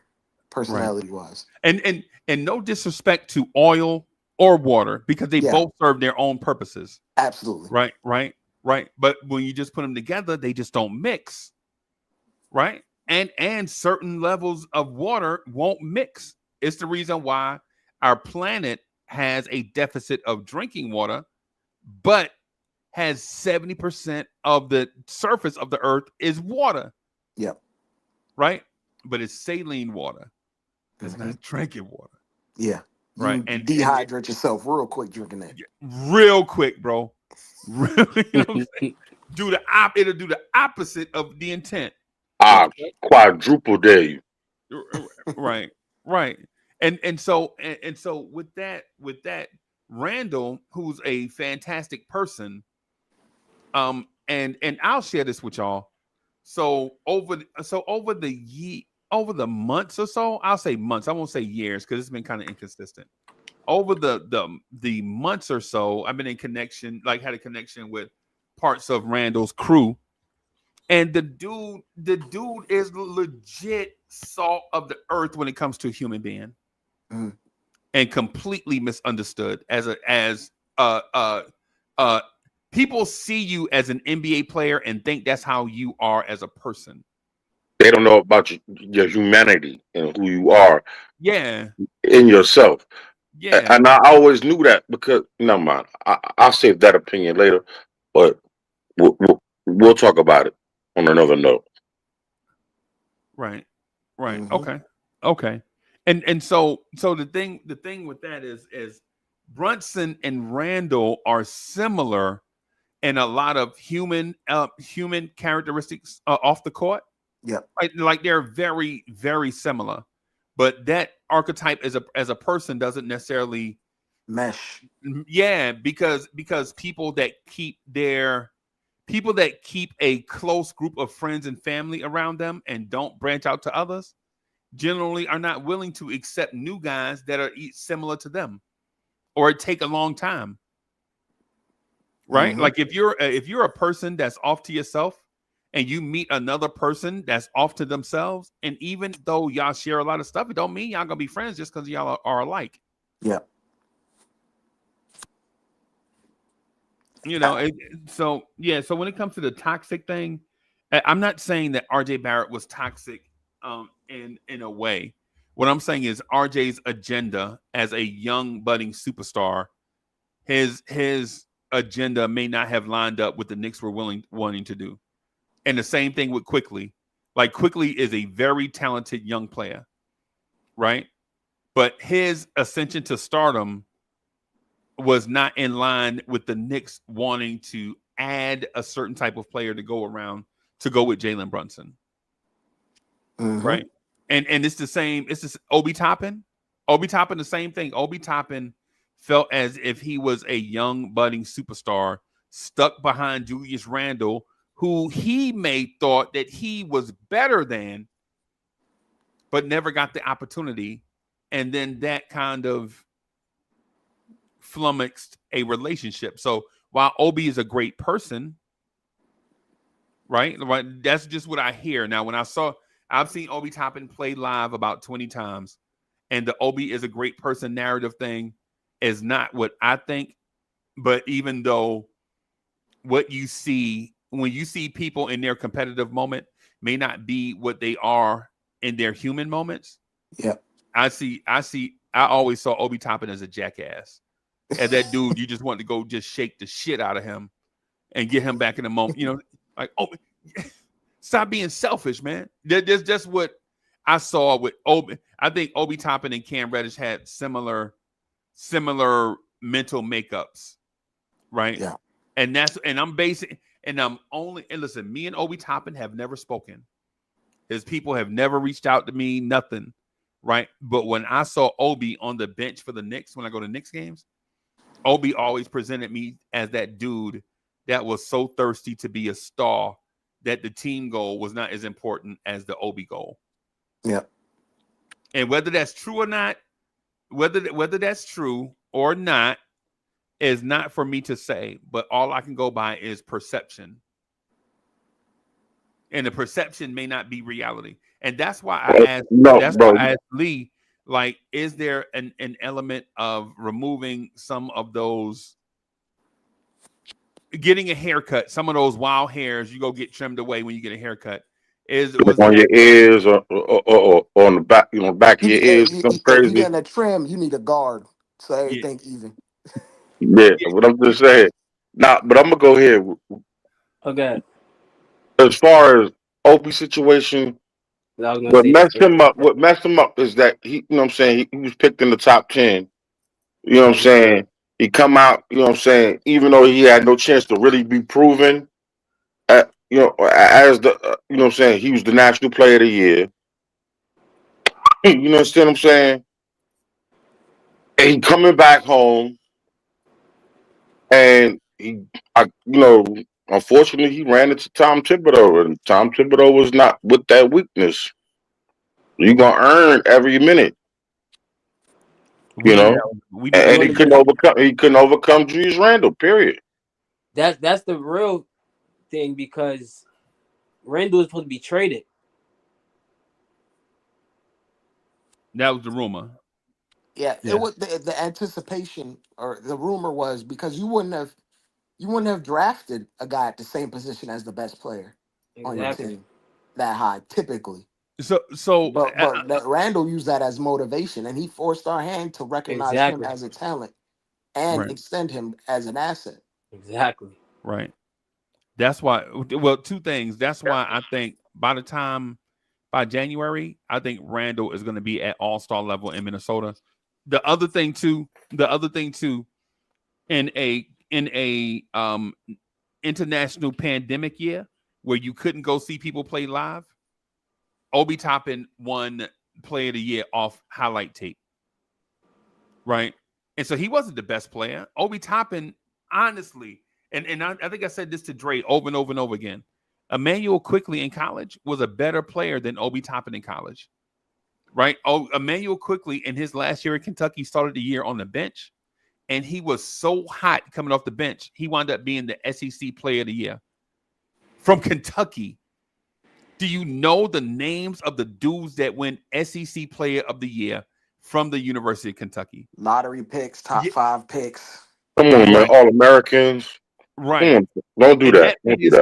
That man started the year on the bench. Think about what I'm saying. That man started the year on the bench, and he started starting in the toughest part of their schedule. Bro, I was in Columbia, South Carolina when the coach Calipari cussed him out so much that he had what's the thing when you can't breathe? Hyperventilate. Yeah. I legit saw that man. Kentucky was losing, and Quickly was on a heater. Right, Quickly, I think they were down by 11. Quickly, he brought them all the way back up. They were up by 4. The Gamecocks took the lead. Kentucky was down by 1.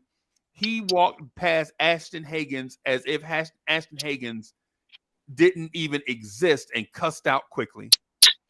Right? And he cussed out Quickly so much that man got dizzy and had to hold on. You know the score, the black thing that they right there by the scorers. Yep. That man was Lee. That man was about to hyperventilate. He was cussing so bad at Quickly. And you know what Quickly did to Calipari?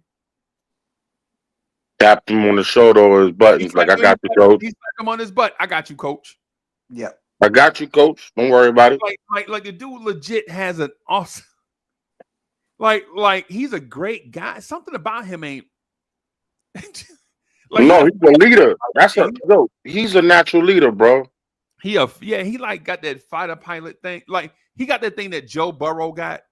Like he could throw 2 straight interceptions, and he gonna throw the same pass next time because he know he can get it in there. The only reason why you stopped him is because he made a mistake, not because he overthought it or something like that. Yeah. Like Joe Burrow got that fighter pilot thing that Quickly got. Everybody don't have it. But anyway, the point that I'm getting at is these guys are not toxic, mean-spirited individuals that were here. They just had their own separate agendas, in my thought. I'm inclined to agree with you, Freezy, and I feel like this front office, when they took over, they were in talent acquisition mode from jump. Right. They didn't care about fit. They didn't care where he came from. They were just trying to be like, yo, we are at a deficit in talent. We need to acquire talent. Talent. Don't matter where it come from. We just need guys that can hoop. And in that process, they made mistakes pairing guys that didn't necessarily fit with one another. Right. And allocating assets in a way to put them in position to eventually pivot. And like you can say we overpaid for McCall or what have you. We paid for a missing piece in their mind. It didn't matter that McCall wasn't an all-NBA player. It mattered that he fit the organization in a certain way in their eyes. He fit as a skill set in a certain way in their eyes. He fit as a person, as an individual in a certain way. And they decided to pivot away from the Kemba Walker type moves, the Evan Fournier type moves, the moves were like the Derrick Rose type moves. They decided to pivot away from creatures of comfort for the coach, and they decided to pivot away from just straight up talent instead of thinking, does this player fit with X, Y, and Z, with this identity we have going forward? And before, we had a bunch of players that just didn't fit one another. Randall and RJ never fit with one another, ever. Right. And we tried to make it work. We had to play this hard-nosed, grinded-out style of basketball because the pieces didn't really fit. And when you don't have pieces that fit, you have mediocre offenses. You have a team that has to rely on rebounds and not turn the ball over because your chemistry on the offensive end wasn't at the highest. So everything had to be a slug-it-out, drag-out fest to win games. And that's usually the case when teams just don't have pieces that fit offensively. And we decided to make a pivot somewhere in the middle of Brunson's first year. We realized we may have something here. Right. Then when they got to the playoffs, they were like, okay, we know we have something here. Right. And then after that, every move they made from that summer on was to set themselves up in a position to build around him and make the most effective version of a team that's with Brunson in mind and his personality in mind. Right. If we would have had to make that decision for Randall, we would have acquired a completely different skill set, mentality, and players around Randall in that process. If he established himself as a potentially top 5-ish, top to top 10 type guy. You know the unfortunate thing about Randall's career is everywhere he's gone, the team was a rebuilding team. Yeah. Right? Like if you remember Kentucky, when he got to Kentucky was I believe that was the year after Anthony Davis he joined. I think it was the year after AD, right? Or was it it was the year before Cat, right? It was the year before. Yeah, it was the year before Cat and Willie Cauley-Stein. Yeah, it was like a transitional period.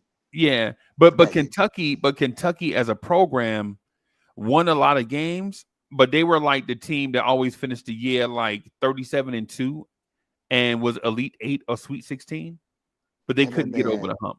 they couldn't beat teams that had chemistry. They Yeah, couldn't beat the they teams that couldn't beat, had 4 seniors, 5 seniors, yeah, a bunch of juniors that been yeah, running the same system over and over and over and over. right. They tried to out talent teams at that point. Yeah, they didn't have no senior leadership, none of that type of Yeah. stuff. Nah, because they had the most talented freshmen. Like on paper, a 17 or barely 18-year-old Anthony Davis is better than your 5th-year senior at whatever school, right? Because Anthony Davis was the number 1 pick. You knew Anthony Davis was the number 1 pick. All he had to do was stay healthy, right? You knew Nerlens Noel was going to be the number 1 pick, right? All Nerlens Noel had to do was stay healthy. He didn't. Remember, he tore his ACL. That led to the Scala BCA years and all of that, right? The Karl Anthony Towns, you knew Karl Anthony Towns was the number 1 pick in the draft. Because when you saw Karl Anthony Towns in high school do that cone drill on ESPN, yeah, I remember when ESPN used to have all the college kids in the thing, like the dunk contest, the 3-point contest. Yeah. And when you saw Cat do that cone drill where he was dribbling around the cone, and I think he finished in like 2nd. The only dude beat him was like a blur. That was, I think, the dude that went to Gonzaga. He was like, the dude was like 6'3", was a blur. And you're like, wait a minute. This dude can do that? Mm-hmm. Right? We thought this dude was going to be the next Tim Duncan, right? In terms of seeing Cat for the first time before Kentucky.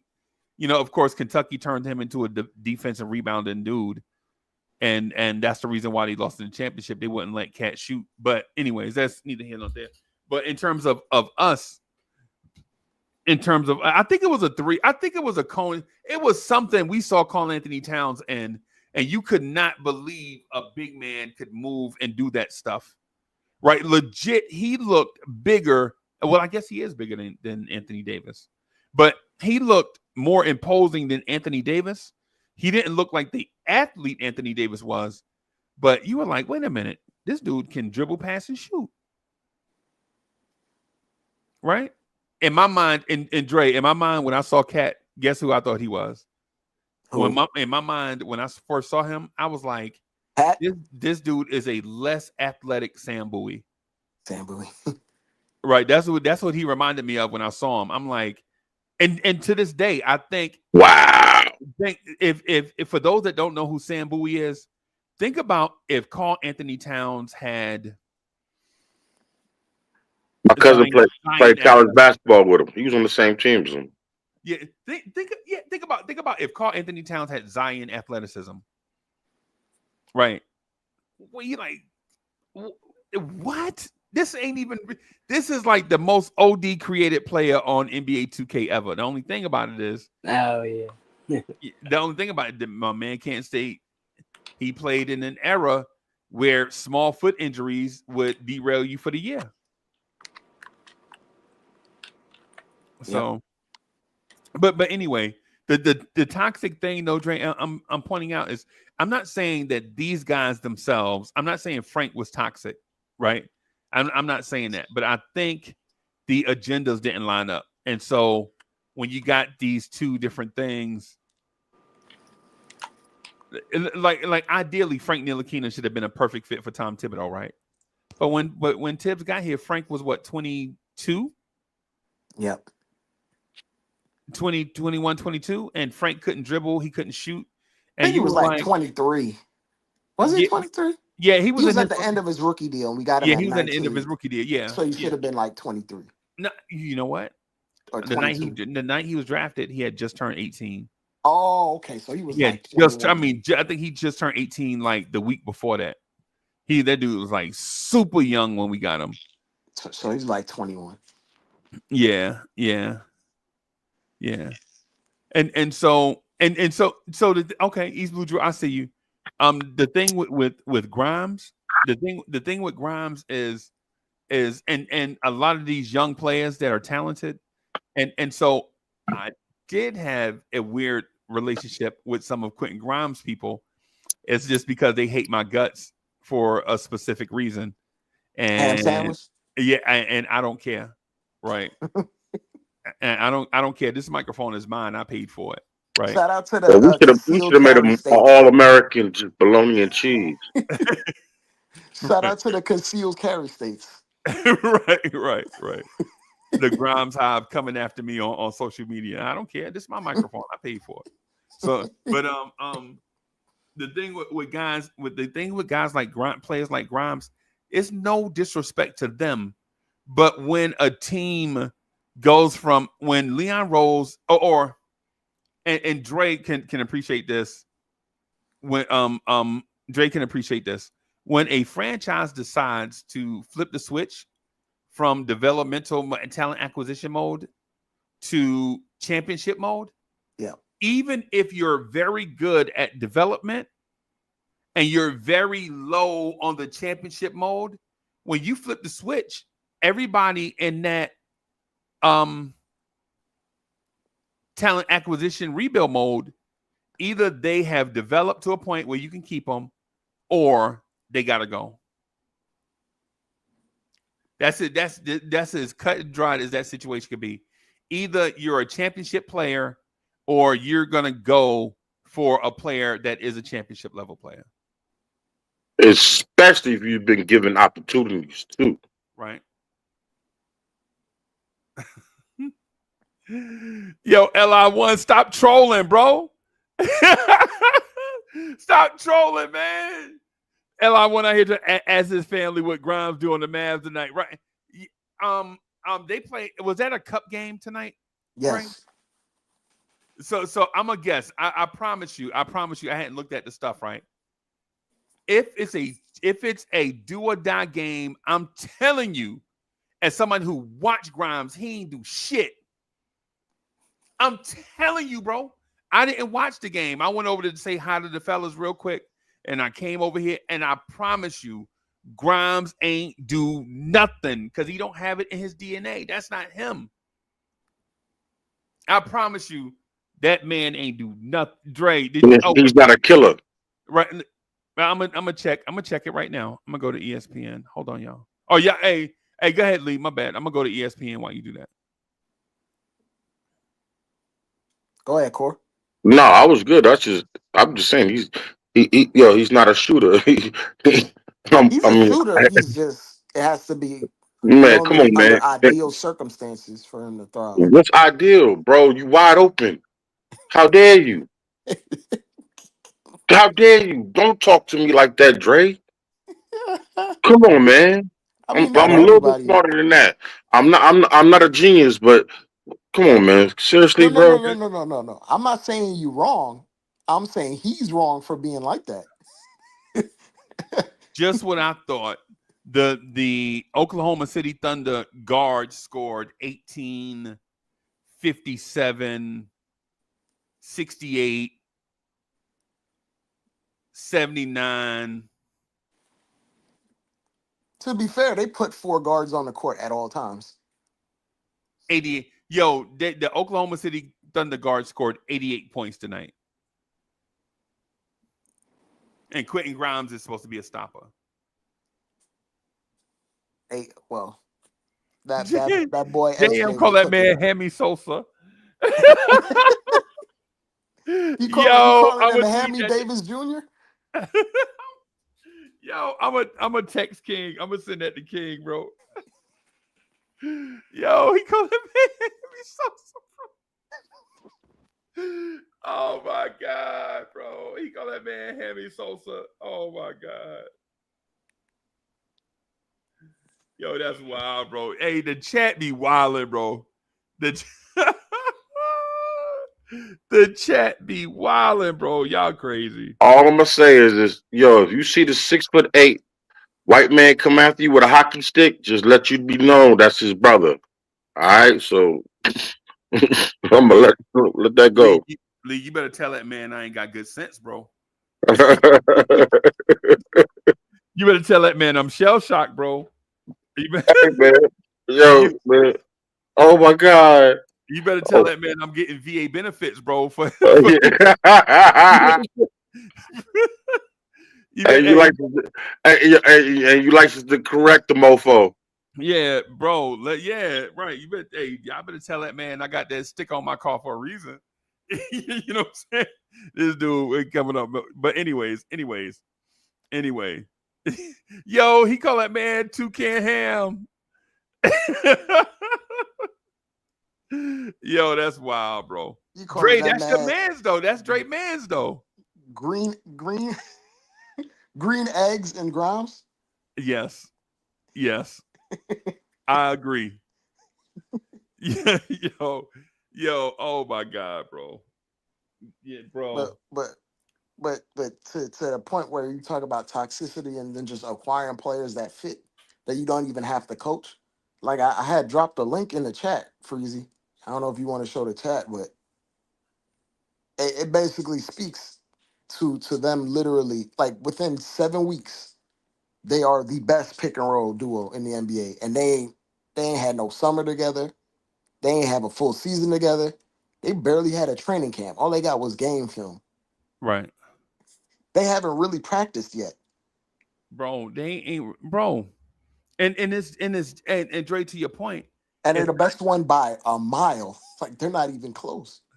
bro, and on top of that, and the players that play off of them have not had the opportunity to learn how those two. You know how you play off of people, Yeah. right? No one to Like attack, when to cut, when to right, be a safety valve if someone gets doubled. Like they're learning on the fly right now.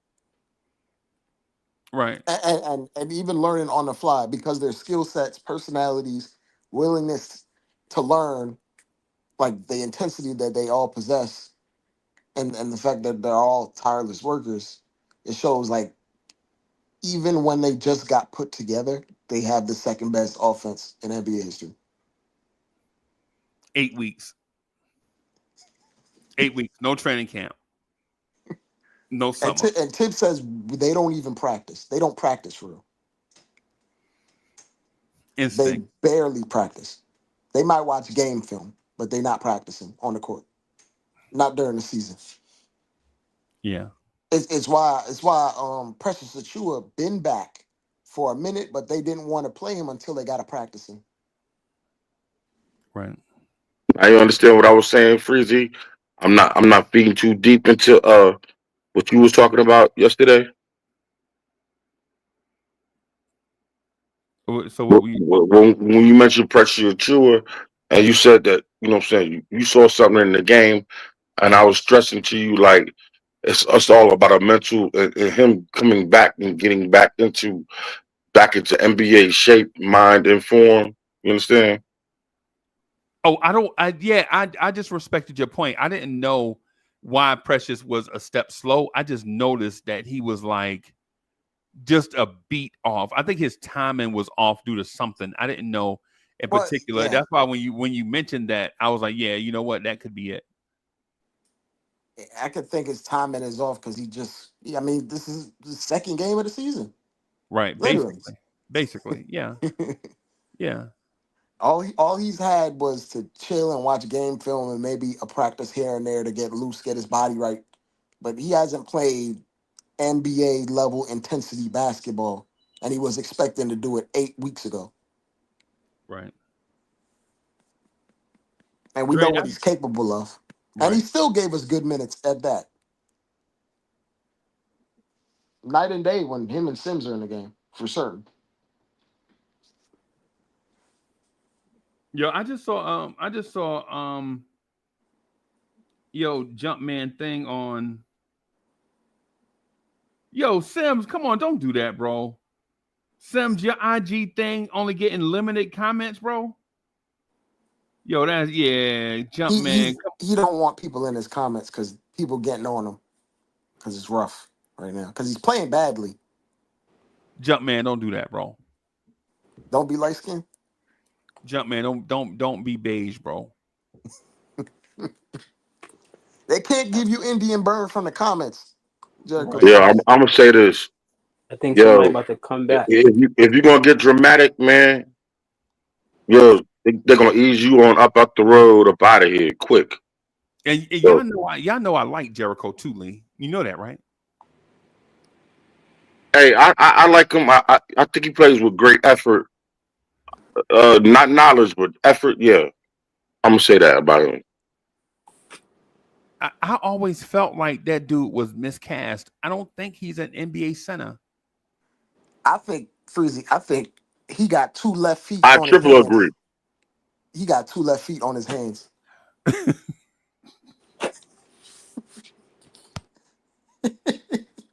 Now you being rough now, bro.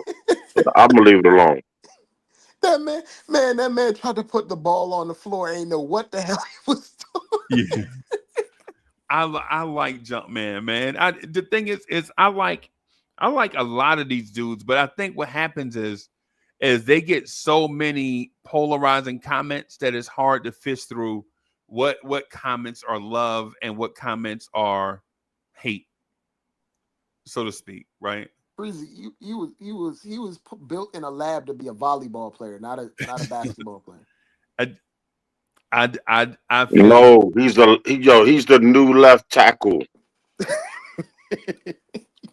I think, hey, bro, I ain't gonna front, bro. I think when you allow him to be athletic, I think he can guard 3s and 4s. If you allow him to be athletic, but in Tibbs' system, you have to be. Tibbs is small in so many other places. Roles, like what role you're gonna do, Yeah. and it's hard for him to fit that role because he doesn't have the other attributes. Like he's not a decent ball handler. He doesn't have a handle, and his jump shot is horrible. I think Tibbs should try to play that dude like he tried to play Obi, but without the corner 3. I think that's what I always felt. I always felt you shouldn't. Lee, you ever coached sports before? But So Freezy, that young man. All I would tell him to do is grab rebounds and play defense. Put your hands up and jump. Jump. You know what I'm saying? Jump when you can. No, don't force it. I just think you shouldn't waste athleticism, bro. Like Dre, you remember the dude Rocket Ishmael from Notre Dame? He used to play flanker for them and do punt and kick returns. Well, you remember Peter Ward? Well, you know what? I know. You remember Percy Harvin? Yes, I know those games. Yeah. Yeah. So guys like that, It is the dopest. right. Don't waste their athleticism with BS blocking downfield and all that, man. Like these dudes are extremely gifted and fast, explosive, one-of-one athletes, right? Don't waste their athleticism on But they're one of blocking one. defensive tackles. Freezy, they're one of one athletes, but he's also just like he's not a dynamic athlete. He is extremely explosive if you put him in the ideal circumstances to be that. Like there are guys that are lob threats that knows how to make themselves available for the lob. He doesn't know how to do that. No. Like you got to, it's an art to it. Like Clint Capella, he knows how to make himself available for a lob. He knows He has spatial awareness. He knows where to be at on the dunker spot. Jericho Sims legit has no tact. Hug Party is going to be that, bro. Yeah. Hug Party is going to be that. Like Hug Party has made himself available. He knows how to make himself available. And at that point, like we don't have this elite playmaker off the rip that can just pass guys open like that. Brunson is making the correct reads over and over and over. And you got to be able to make yourself available so he can make the correct read. He doesn't know how to do that. Right. But that's because he's not that. Yeah. Like you literally need a James Harden, and you need James Harden to coach him for an entire year. Chris Paul. Yeah. Like legit Jericho Sims in San Antonio would be perfect as Wemby's backup. Legit, they would have that man catching lobs from Chris Paul. Chris Paul would turn that man into a 6 point. Don't be surprised. Don't be surprised. Don't be surprised if that happens. Right. And so I'm not shooing Jericho Sims away. And what I'm saying is coaches have their own systems to employ. Right? They have their own, because think about this. If D'Antoni was here, Jericho Sims would have been gone, bro. Probably not even drafted by us. Right? Tibbs needs a guy that's going to be like, yo, we need to develop a guy that eventually is going to be Herb Williams. Right? The thing is about Herb Williams, though, Herb Williams was a starter first, and as his skills diminished, he descended into the guy we should scream his name off the bench. We be blowing somebody out. We be like, Herb! Right? Yo, Herb Williams, shout out to him for his career in Indiana, which not too many people know about. Where he was like almost like a 20-point scorer, but definitely a double-digit rebounding type of guy and solid defender at like 6'9". Right. Yeah. Yeah. It's 6'9". Yeah. So, great guy. Yeah, man. It's just some guys' skills don't translate to the next level. It is what it is. Yeah, I thought he should be that guy, like the jumbo wing, like the I felt like he should have been in that role of Jerome Kersey. Yeah, remember Jerome Kersey? Yeah. I always felt like he should be in a my Portland Jerome Kersey. Portland Jerome Kersey, yeah. Not the I'm scorer. thinking, why did I think of Javon Curse? Him too. I'm thinking about the freak from was it Tennessee Titans? Yeah. Javon Curse. Yeah. You think about Jerome Kersey. Yeah. And so no disrespect to Sims, man. But come on, dog. Hey, man, Sims, hey, jump man, you got fans out here, bro. We can't show you no love if you're not, you know what I'm saying? And I know people could be mean in the comments, bro. I'm in social media, bro. I get about 40 mean comments every day. And I read them and laugh, bro. I ain't gonna front. Now, he might get 400 mean comments across all social media platforms. And so 400 might be excessive for some.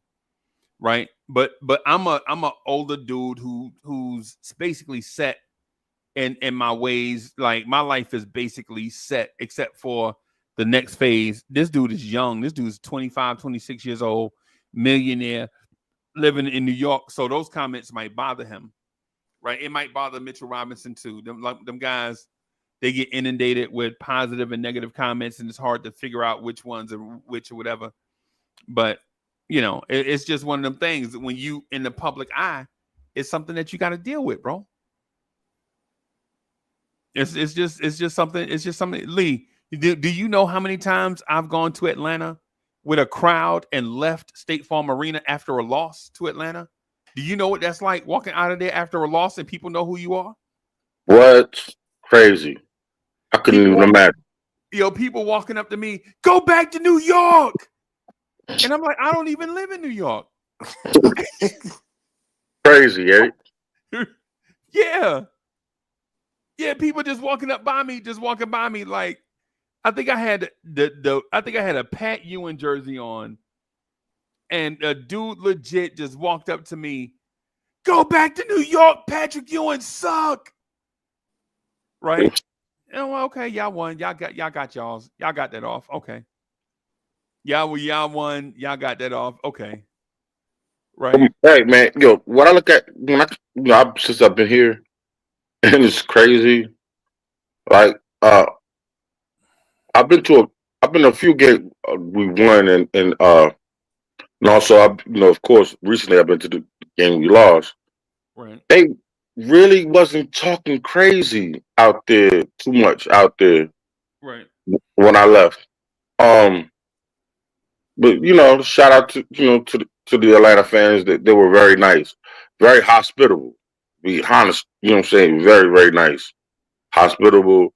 I didn't run into too much negative energy, you know what I'm saying? So, had a great time with my homies, you know what I'm saying? Worldwide L, S-Guard, you know what I'm saying?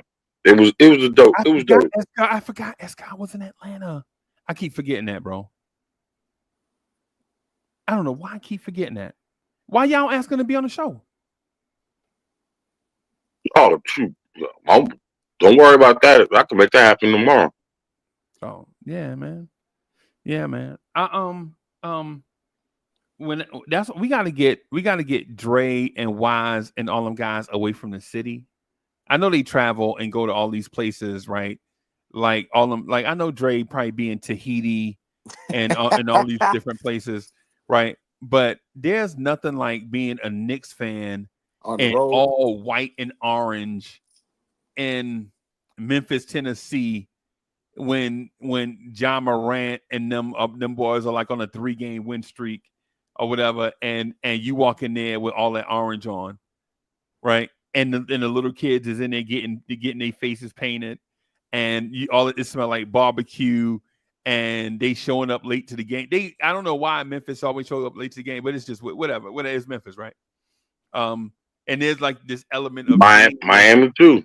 Yeah, like in Memphis, there's like this little tangent. It's safe, right? It's safe, right? But it's this edge of, man, yo, I'm in Memphis, bro. Anything might pop off in Memphis, bro. You know what I'm saying? And so it's that element, and so you go into the game and you see all the I won't say what their job is. I'll just say that they have very expensive jewelry on, like 50-person entourages walking around. Everybody got on expensive jewelry, and you already know like what they do or whatever. And you just walk through, and they just look at you in the bathroom, and like 50 Memphis dudes walk in, and you in there, and they be like, "Yo, you know where you at?" Like, yeah, no, I'm in the bathroom. You like this little, you know what I'm saying? And it ain't nothing like trying to threaten you or nothing. It's just that thing like, y'all ain't doing that Knicks stuff in here. We ain't gonna have it. Surprise, we absolutely gonna do it here, right? And we absolutely gonna do it here. So that's how I wanted to, not that I want to put Dre life in danger or nothing like that. We do that everywhere we go. Hey man, what I'm being danger for? I got the bodyguards, man. Y'all handle business. Yeah, Lee offset, bro. Lee crazy. Lee crazy, bro. I ain't crazy. I'm just saying. I flip for my life like everybody else, but I'm 10 steps ahead of you. Yeah, man. Yeah, and the same thing in New Orleans. I think we went to New Orleans. It was just 7 of us, bro. It was 7 of us that went, and we thinking like, dag, yo, we in New Orleans, bro. Yo, anything. Yeah, I might get robbed by Manny Fresh tonight. I don't know. I'm thinking, you know, you thinking all kind of crazy thoughts. Yeah, you know what I'm saying? And you go to the game, and there's 70% Knicks fans and 30% Pelicans fans, and they mad as hell. Right? It's just what, man, we got to get out and all go to a game where we can legit watch the game like courtside, right? So people can hear the physicality of the NBA game, bro. Hacks and wax. Bro, it sounds like a football game. Bro, I can't express to y'all how physical the NBA is, bro. When you hear them guards get hemmed up on the screen, like when people be like, yo, that man keep dying on the screen. Bro, in real life, the key word is dying. Right? Because these dudes are running full speed and run into a brick wall that they didn't see. Right? They didn't see it coming. That's right? why they be mad when you don't call that screen out. Right. Yeah. So I was gonna say, not to completely detract, but the Hornets saying they're open to trading Cody Martin. Would you be interested? How much does he make? 6 million, 7 million. No, he makes 8. No, he makes 6. Somewhere between 6 and 8. I forgot. And what position does he play again? He a wing guard player. / wing. Yeah, he a wing player. Yeah. Guard. He can pass a little bit. He can create a little bit. A little bit. He's not Josh Hart though. Yeah, he's not that, but in a pinch against bench units, he can be effective. Yeah. Like he could be the missing like 4th wing that we actually need in a rotation. Right. How many years he got left? I think he's expiring. Mm. Let me see. Hold on, I have to tell you right now. You're talking about the brothers, right? Yeah, one of the brothers. The Yeah, other one, not the one that was on Miami. Yeah, He's the other brother. Yeah. Now I'm gonna ask you this question. Now. Yeah. My question is like, would this be like answering like Freezy's question? I mean, would you be willing to settle for this versus like say oh boy from Golden All right, State? here it goes, Freezy. He makes $8 million this year and $8 million next year. Oh yeah, I'll do it. Who from Golden State? What guy from Over Golden State? Kaminga. Yeah, I would do it over Kaminga. Because Kaminga, Kaminga, you have to pay him. Yeah, you gotta pay him like 30 million at least, 20 something. Yeah, And 30. I don't think we got that money. We don't got that money. Like, Oh, you got it. You just giving it to Bridges. Yeah. That's what I'm Oh, saying. We yeah. ain't got it for him. Yeah. Yeah. Yeah. Yeah. That's a fact. That's why Julius Randle had to go. Yeah. I would honestly say that I'd be interested in him only if we can keep him for 2 years. Right? Yeah. I wouldn't want his money to come off the books and then have to pay him $10 million next year to come back. Yeah. You keep him for a year, cost control at $8 million, let him fall off the books after next year. Right. And by that time, Donnie and Kevin McCullough are ready to play. And by end of next year, that's when McCall's contract kicks in after next season. Yep. Yeah, I'd be interested in it. What are we giving up for him though? You give up 2 vet minimum players. You give up like Sims. And That's why Sims is blocking your comments, bro. Damn. That's you why give up Sims got you Sims. blocked on IG. You give up Sims, Jacob Toppin in 2 seconds. See if it'll work. Don't we still got that RJ money? The What do you mean? exception, I think that's gone. I think that may be. Was that used in the Mikal Bridges trade? I'm not sure. No. I'm not. Because if it 100% wasn't sure. used in one of them trades, bro, if they didn't use that in one of them trades, you keep bro, it for a year after it's done. right. Okay. Yeah, but we did 2 major trades. That's the reason why I'm thinking if we did those 2 trades without using that exception, we geniuses, bro. I don't know if you can or can't, but if there was a way that we could, then yeah, like I don't understand the dynamics of both trades, even though I read them. I just didn't follow it. But yeah, I'd be interested in an $8 million player. To be honest with you, I'd be interested in Bruce Brown at what's his number? 20 He million? make 20 though. Nah, that's too much. Yeah, It's I'd be hard to 20, right? No, sir. I'll be interested, but I don't think we They got paid him. $20 They paid him. We don't got $20 million in salary to give up, unless you're trying to give up Mitch and Exactly. Precious, and I'm not doing that. Right? This is last year, right? Yeah. Ribby read my mind. Ribby know where I'm going with this. Nah. I don't know where you're going with this. Yeah, man. I'm gonna say this. I put that 14 plus 6 together. I put that 14 plus 6 together to have that $20 million this summer. You know me. You know me, bro. Yes, I $20 put that million 14. to sign somebody with it. Here we go starting that BS. I don't think we'll have. I think according to Fritz, even if we did it, we wouldn't have the full 20 million, but we'd have something, right? And heck yeah, I would. Yes, I would revisit that. All right, that's just and yeah, I would. I think it's worth at least talking about having a conversation. Where's Ivory at, man? How do y'all? Yo. While you BSing Freezy, you never know that ship may have sailed, or they probably had that conversation. They might have. You want a championship or what? This is why. This is what. No disrespect to what Lee said, but this is why in my mind sometimes I think we have double talk. That's why I don't understand some of the points at first because of stuff that we said before, and I link all the conversations together.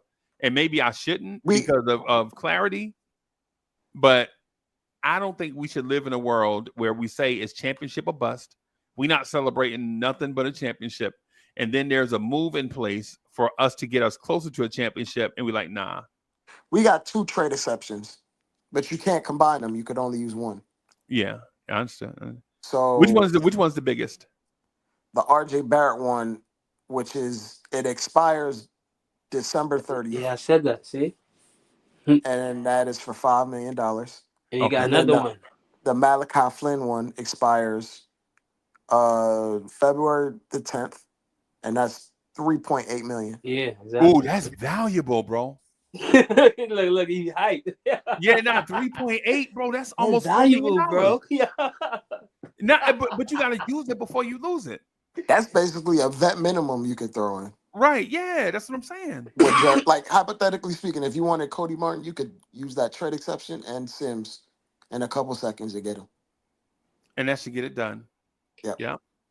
And I would do it before the trade deadline. Yeah. Because you can trade right now, right? But you can't trade players that signed this summer or certain players until December 15th. Right. So most teams generally just wait until whatever. Right. Until, past the 15th, probably usually around New Year's to start. You remember we traded for Denzel Valentine? Remember we traded for Denzel Valentine and Solomon Hill? Anybody remember that? Mm-hmm. Yeah. I think we got Cam Reddish in that trade too. I think we traded Kevin Knox in that trade. Was Kevin Knox gone in that trade? I think so. No. He wasn't? No. Did we have Kevin Knox and Cam Reddish at the same time? No, we did not.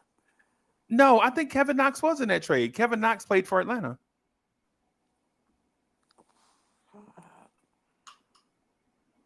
Let me check. Yeah, The yeah, Josh yeah. Hart trade? The who trade? The Josh Hart trade, because that's when we traded. We moved Cam Reddish in the Josh Hart trade. Yeah, we sure did. Yeah, that was a separate trade. Yeah. So we had Knox and Cam Reddish at the same time? No, I don't believe so.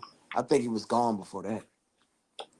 He was not on that team. No, he wasn't. He was not. Okay. I'm just thinking off the top of my head. No, he wasn't. No. Right. We use Knox to get what's my man name? Rose. Did we? Derrick Rose? No. We used Dennis Smith Jr. to get Derrick Rose. Yeah, that's what I'm saying. Yeah.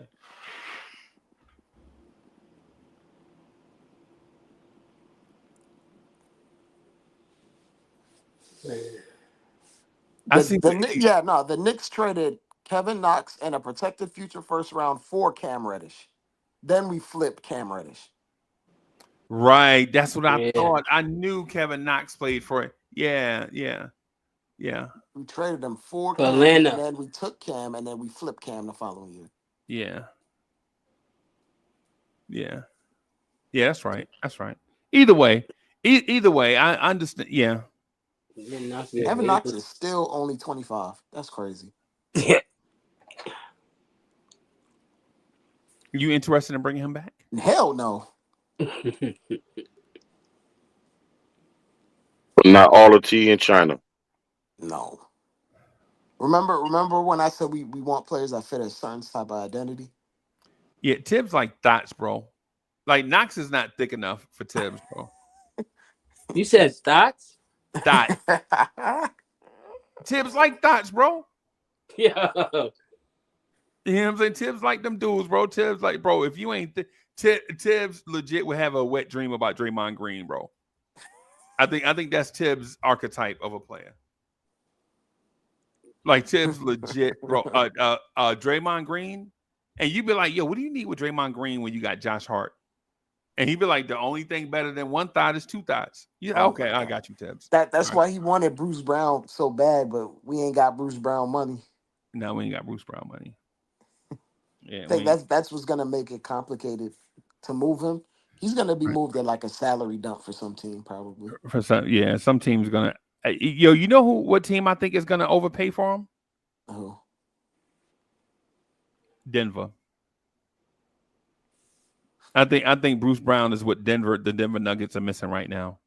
That connection backwards. Their organization is so cheap. They didn't even pay KCP. Yeah. Yeah. Where they going who they gonna dump off $22 million worth to get him? You know who they're gonna dump, bro? And not MPJ. Yeah. Why wouldn't they? What does that man do that you can't get from a second round pick? I can't In go there. Denver, I'm saying. Oh, okay. Now him and MPJ makes way more money than Bruce Brown. Yeah. what does he make? 30? He makes what, 36? 30 Yeah, something. yeah, he's like up there. So you're gonna have to take something back from the Raptors, and I don't even think the Raptors are interested in attaching anything with him, unless you giving up a bunch of picks. You're gonna get rid of him soon. Would you do quickly for MPJ? No, absolutely not. If you Not Denver, after you would paid do quickly. No, Huh? not after you just paid him. You couldn't even trade him right now, technically. Okay. Exactly. Okay. Even if you wanted to, you couldn't right this second. In a few days, maybe. Take 60 days, right? Yeah. Mm, Yeah, because I thought Quickly signed his thing right after he got yeah, to but like somewhere mid-December. Well, we're in mid-December, but I think he signed as early, I believe, his okay. extension. But still, I wouldn't trade one for him. Nah, I wouldn't. Nah. Yo, they lost to the Washington Wizards the other night, bro.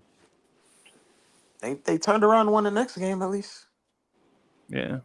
Oh, you see what I mean, Freezy? The best player on the planet losing games to the Wizards on a 16-game losing streak. So we Right. can't really overreact to everything. No, I get that part.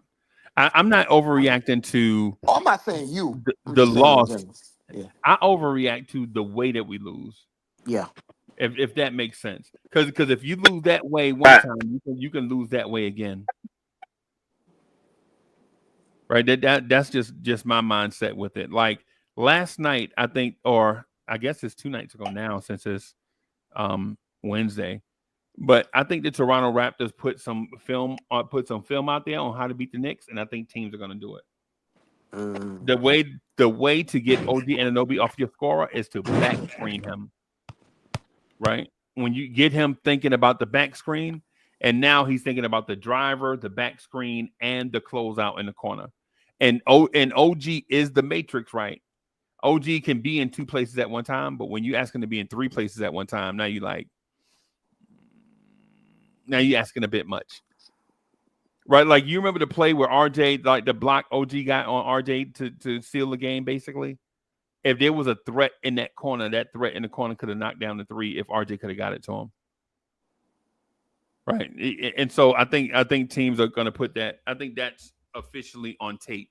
So now it's incumbent upon Tibbs to figure out a way to get the weak side of that defense to protect the rim so that Karl Anthony Towns can go out and show on that without having that ball reversed and giving them a layup on the opposite side of that at the rim. Right? Do you want to send the cat out there to protect OG and that corner and then have Josh Hart there at the rim complaining that somebody made a layup over him? Or is it because the answer just can't be Precious? Right? Because there's a 2 sides of the ball element going on with it. Right? Do you take Mikal Bridges off the ball defensively and have him be the rover against that set, whereas he can come out and defend that earlier before they get to the rim? Dre, you know what I'm talking like in your mind, if you can imagine the restricted circle on the floor on the back side of that, right? You get Mikal Bridges with his feet in between the restricted circle and the box, and any threat, he goes out about 5 feet before people get into their launch pad, you know what I'm saying? And just defend it there. Do you do that? But does that lead to Jalen Brunson getting cooked by a ball handler at the top of the key? Mm-hmm. And Lee, that's what I call the fitted sheet theory, where you move one piece to fix something, and the other side becomes a problem. Yeah. Interesting. Lee did the villain laugh. Lee, you ain't never made up a bed before, bro? Bro, you crazy, man? I got a wife, man. And then I spent 5 years in the army. How Yeah. dare you? Yo, my name is Uncle Freezy, and I do not approve that message, bro. Ladies, I love y'all. I do not agree with Lee just said. Corey likes peace, so he gonna make that bed.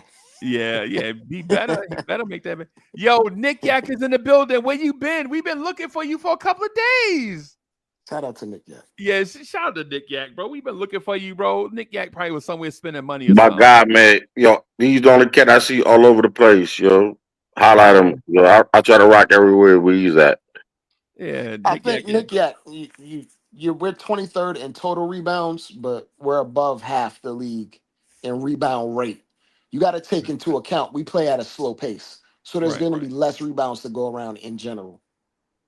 Yeah, like you can say we're at 23rd in rebounds, 23rd in total rebounds, because we have, on average, we have 7 less possessions than the average NBA team. Yeah, they out here taking 91 shots a game. Yeah. And I think, what are we taking? 84, 86, something like that? Yeah. And that's shots. That's not possession. Literally shots up. Yeah, that's not possessions. So. And the more shots, obviously, the more rebounds you're going to get. There's more opportunity to get boards. Yeah. So, yeah, Jay, so I think the Raptors put that on. RJ used that play like 7 or 8 times yesterday. Right.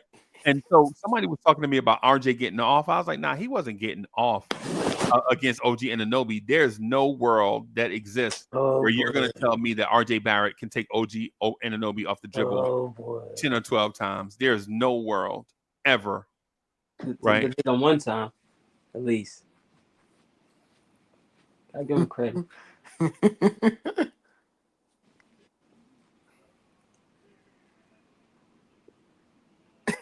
I ain't got nothing to say about that, bro. I ain't got nothing to say about that, bro.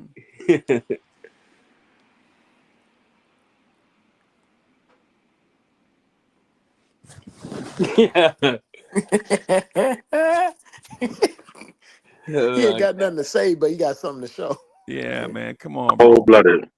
Yeah, come on, bro. Dre, what player in the NBA that you think can take OG Anunoby off the dribble, and it's a game plan? They just gonna scorch OG Anunoby all night. Well, it has to be one of them small jitterbug guards. That's the only type of player that can actually get by OG. And even then, sometimes they need screens. So, yo, God willing, we make it to the championship in this Emirates Cup, and we face OKC. He got to play against Shai Gilgeous. Shai don't move. Shai is a slippery guy. He's a very good offensive player. Yep. But he's not quick like Maxey. Maxey gave OG problems just because he was so damn fast. Yeah, Maxey is probably the guy I would say, but I don't respect SGA as a scorer. I think he's a James Harden type scorer. He used the NBA rules to get off. Like, he chicken wing you all game, and it's annoying. I ain't gonna lie, it is very annoying watching guys like SGA score when guys like Devin Booker is probably a more pure scorer off the bounce. Even when I think back to this era, I'm going to think back to this being the artificial scorer era. Like the Joel Embiids, the SGAs, the Lukas. Even Luka do it. That the little bump right before they shoot. How they creating a 3-point play. Yeah, they bump you on the way up to their shot.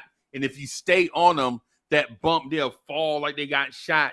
Or if they bump you and you fall away, they just go up into their natural shooting form. To me, it drives me crazy to see that, bro. That's an offensive foul all game, right? Freezy, if MJ was in this era, he would do it too. You think MJ have to do that? He don't have to, but he would. Man, MJ and Dominique in today's game would be phenomenal. I was gonna say, Freezy, they don't have to. Like, none of these guys, like Joel Embiid was putting up 25 points per game without free throws, which is still, he's getting like 11, 12 free. That's crazy. But like these guys are talented enough to not do that, but they do it because they get rewarded for it. Yeah, that's why I don't respect it, bro. It's just me. I'm not saying it's right or wrong. I'm saying I don't respect it. Right? I It's not truly earned. Michael Jordan in this era would not do that. You Michael think he Jordan. wouldn't? You think he wouldn't foul bait? No, He was damn near foul baiting in the '90s watching him. now why would he foul bait when you couldn't touch him anyway? Lee, am I right? Why would he need to foul bait? What defender in this era is going to guard Michael Jordan? Talk to Joe Dumars and John Starks, Ron Harper. Who else? Dominique. No, not Dominique. Gerald Wilkins. You know what I'm saying? Yo, that listen to those guys. They'll tell you they have a better answer than I do. Bro, if Reggie Miller played in this era, he'd be the league MVP, bro. Right? Because you could actually be physical with Reggie Miller back in the day, and he could still score. But Reggie Miller used to try to chicken wing you, and they would call it. Right? And so you talking about a dude. He had a kick. Yeah, you talking about a dude that was legit. I think what did he shoot for his career? Like 38% from three, something like that. Reggie Miller for his career. I think it's and that was in an era where you can maul the shooter. Man, you let Reggie Miller not be able to worry about his landing area and all that, man. Them guys, yeah, SGA is just the one. SGA, James Harden, and Joel Embiid, maybe some Luka at times, with the chicken wing. But you know what? With the Emirates Cup, you're going to see it. You're going to see guys that use that chicken wing to push off a little bit, right? Just nudge the defender a little bit to give them that 3 or 4 inches that they need to get their shot off, right? That's why I respect Brunson and Cat more as scorers because they generally are craftier and get even when even Cat missing bunnies at the rim drives me. Y'all notice Cat miss a lot of bunnies at the rim? Yeah. Oh, Right? hell yeah. Yeah, he missed it, but it's because he getting bumped and he don't stomp around like a petulant child for like the foul call, right? But if Joel Embiid did all the stuff that Cat did to get to the rim and get bumped, that they would let that man shoot 19 free throws in a row, just because he's a petulant adolescent human being, right? But say scorers like Devin Booker, who has mastered the art of creating space with his dribble and with crafting. Because is Devin Booker an explosive athlete? Not really. Not really. But he's a He's athletic, but he's not explosive. yeah. He's a smooth athlete, but he ain't. Like he kind of like reminds me of what's my man name? Ray Allen. He's like an archetype of that. Ray Allen had more bounce than earlier Ray had, Yeah. But at no point was Devin Booker bouncy like Ray. Early Ray anyway. Oh, right. And so with all that said, bro, I don't know why I just went down that path, but Devin Booker is I respect Devin Booker in that sense, but when you watch the Emirates Cup, when these games are nationally televised, watch when these dudes go to the hole. Watch the chicken wing. Like hoopers know. Like the ones that my people in the chat that legit play ball now still go out there and stretch them bones and go out there and play, bro. You'll notice the small little things. Like when these dudes jump in the air and hold the ball like this, bro, you know that's a discontinued dribble, bro. When you jump in the air, hop like this, and you got your hand like this under the ball, and you bring it back down, and you like do all that, bro. You like, I don't. When they gonna call it? When they gonna call it travel? They ain't gonna call it, bro. That's ball handling nowadays. Bro. You want to see something funny, Freezy? Basically, like Coach Cal had a game at MSG tonight with Arkansas, and Carl Towns was at the game. But after the game, Carl Towns had called Cal during a press conference, and he said, Cat was on the phone, and he said, "I saw your big guy shooting threes. You must have had an epiphany because he didn't shoot much." Right? Yeah. And then he said, Cal said, "Because I watch you, you couldn't guard pick and rolls, and you still can't. You know I love you." Cat said, "I love you too." Right. Yeah. Anthony D in the building. Salute. Shout out to AD. Shout out to Hey, old school Knicks. Shout out to AD, the Esquire. yeah, man. Hey, real quick, AD. I just wanted to say this before I get out of here. Anthony D has a tattoo of Richard Steele on his chest, and that's the reason why the Jets are cursed. AD, that's why your Jets are cursed, because of your Richard Steele tattoo. God bless him. God bless him. God bless him. God bless him. God bless all you Jet fans. Yeah, man. So I'm gonna get out of here. Thank y'all for rocking, everybody. Knicks morning drive soon come. I appreciate you, Freezy. We'll try to get on like 7:45. Ray, my man, Uncle Neff. Yeah, man. Salute. Yeah, man. Or Yeah, man. Silly. Salute y'all. I'll see Bully, the crowd. my Bully. nigga. background. Yeah. And I'll see all of y'all in a few minutes, y'all, or in a few hours. All right.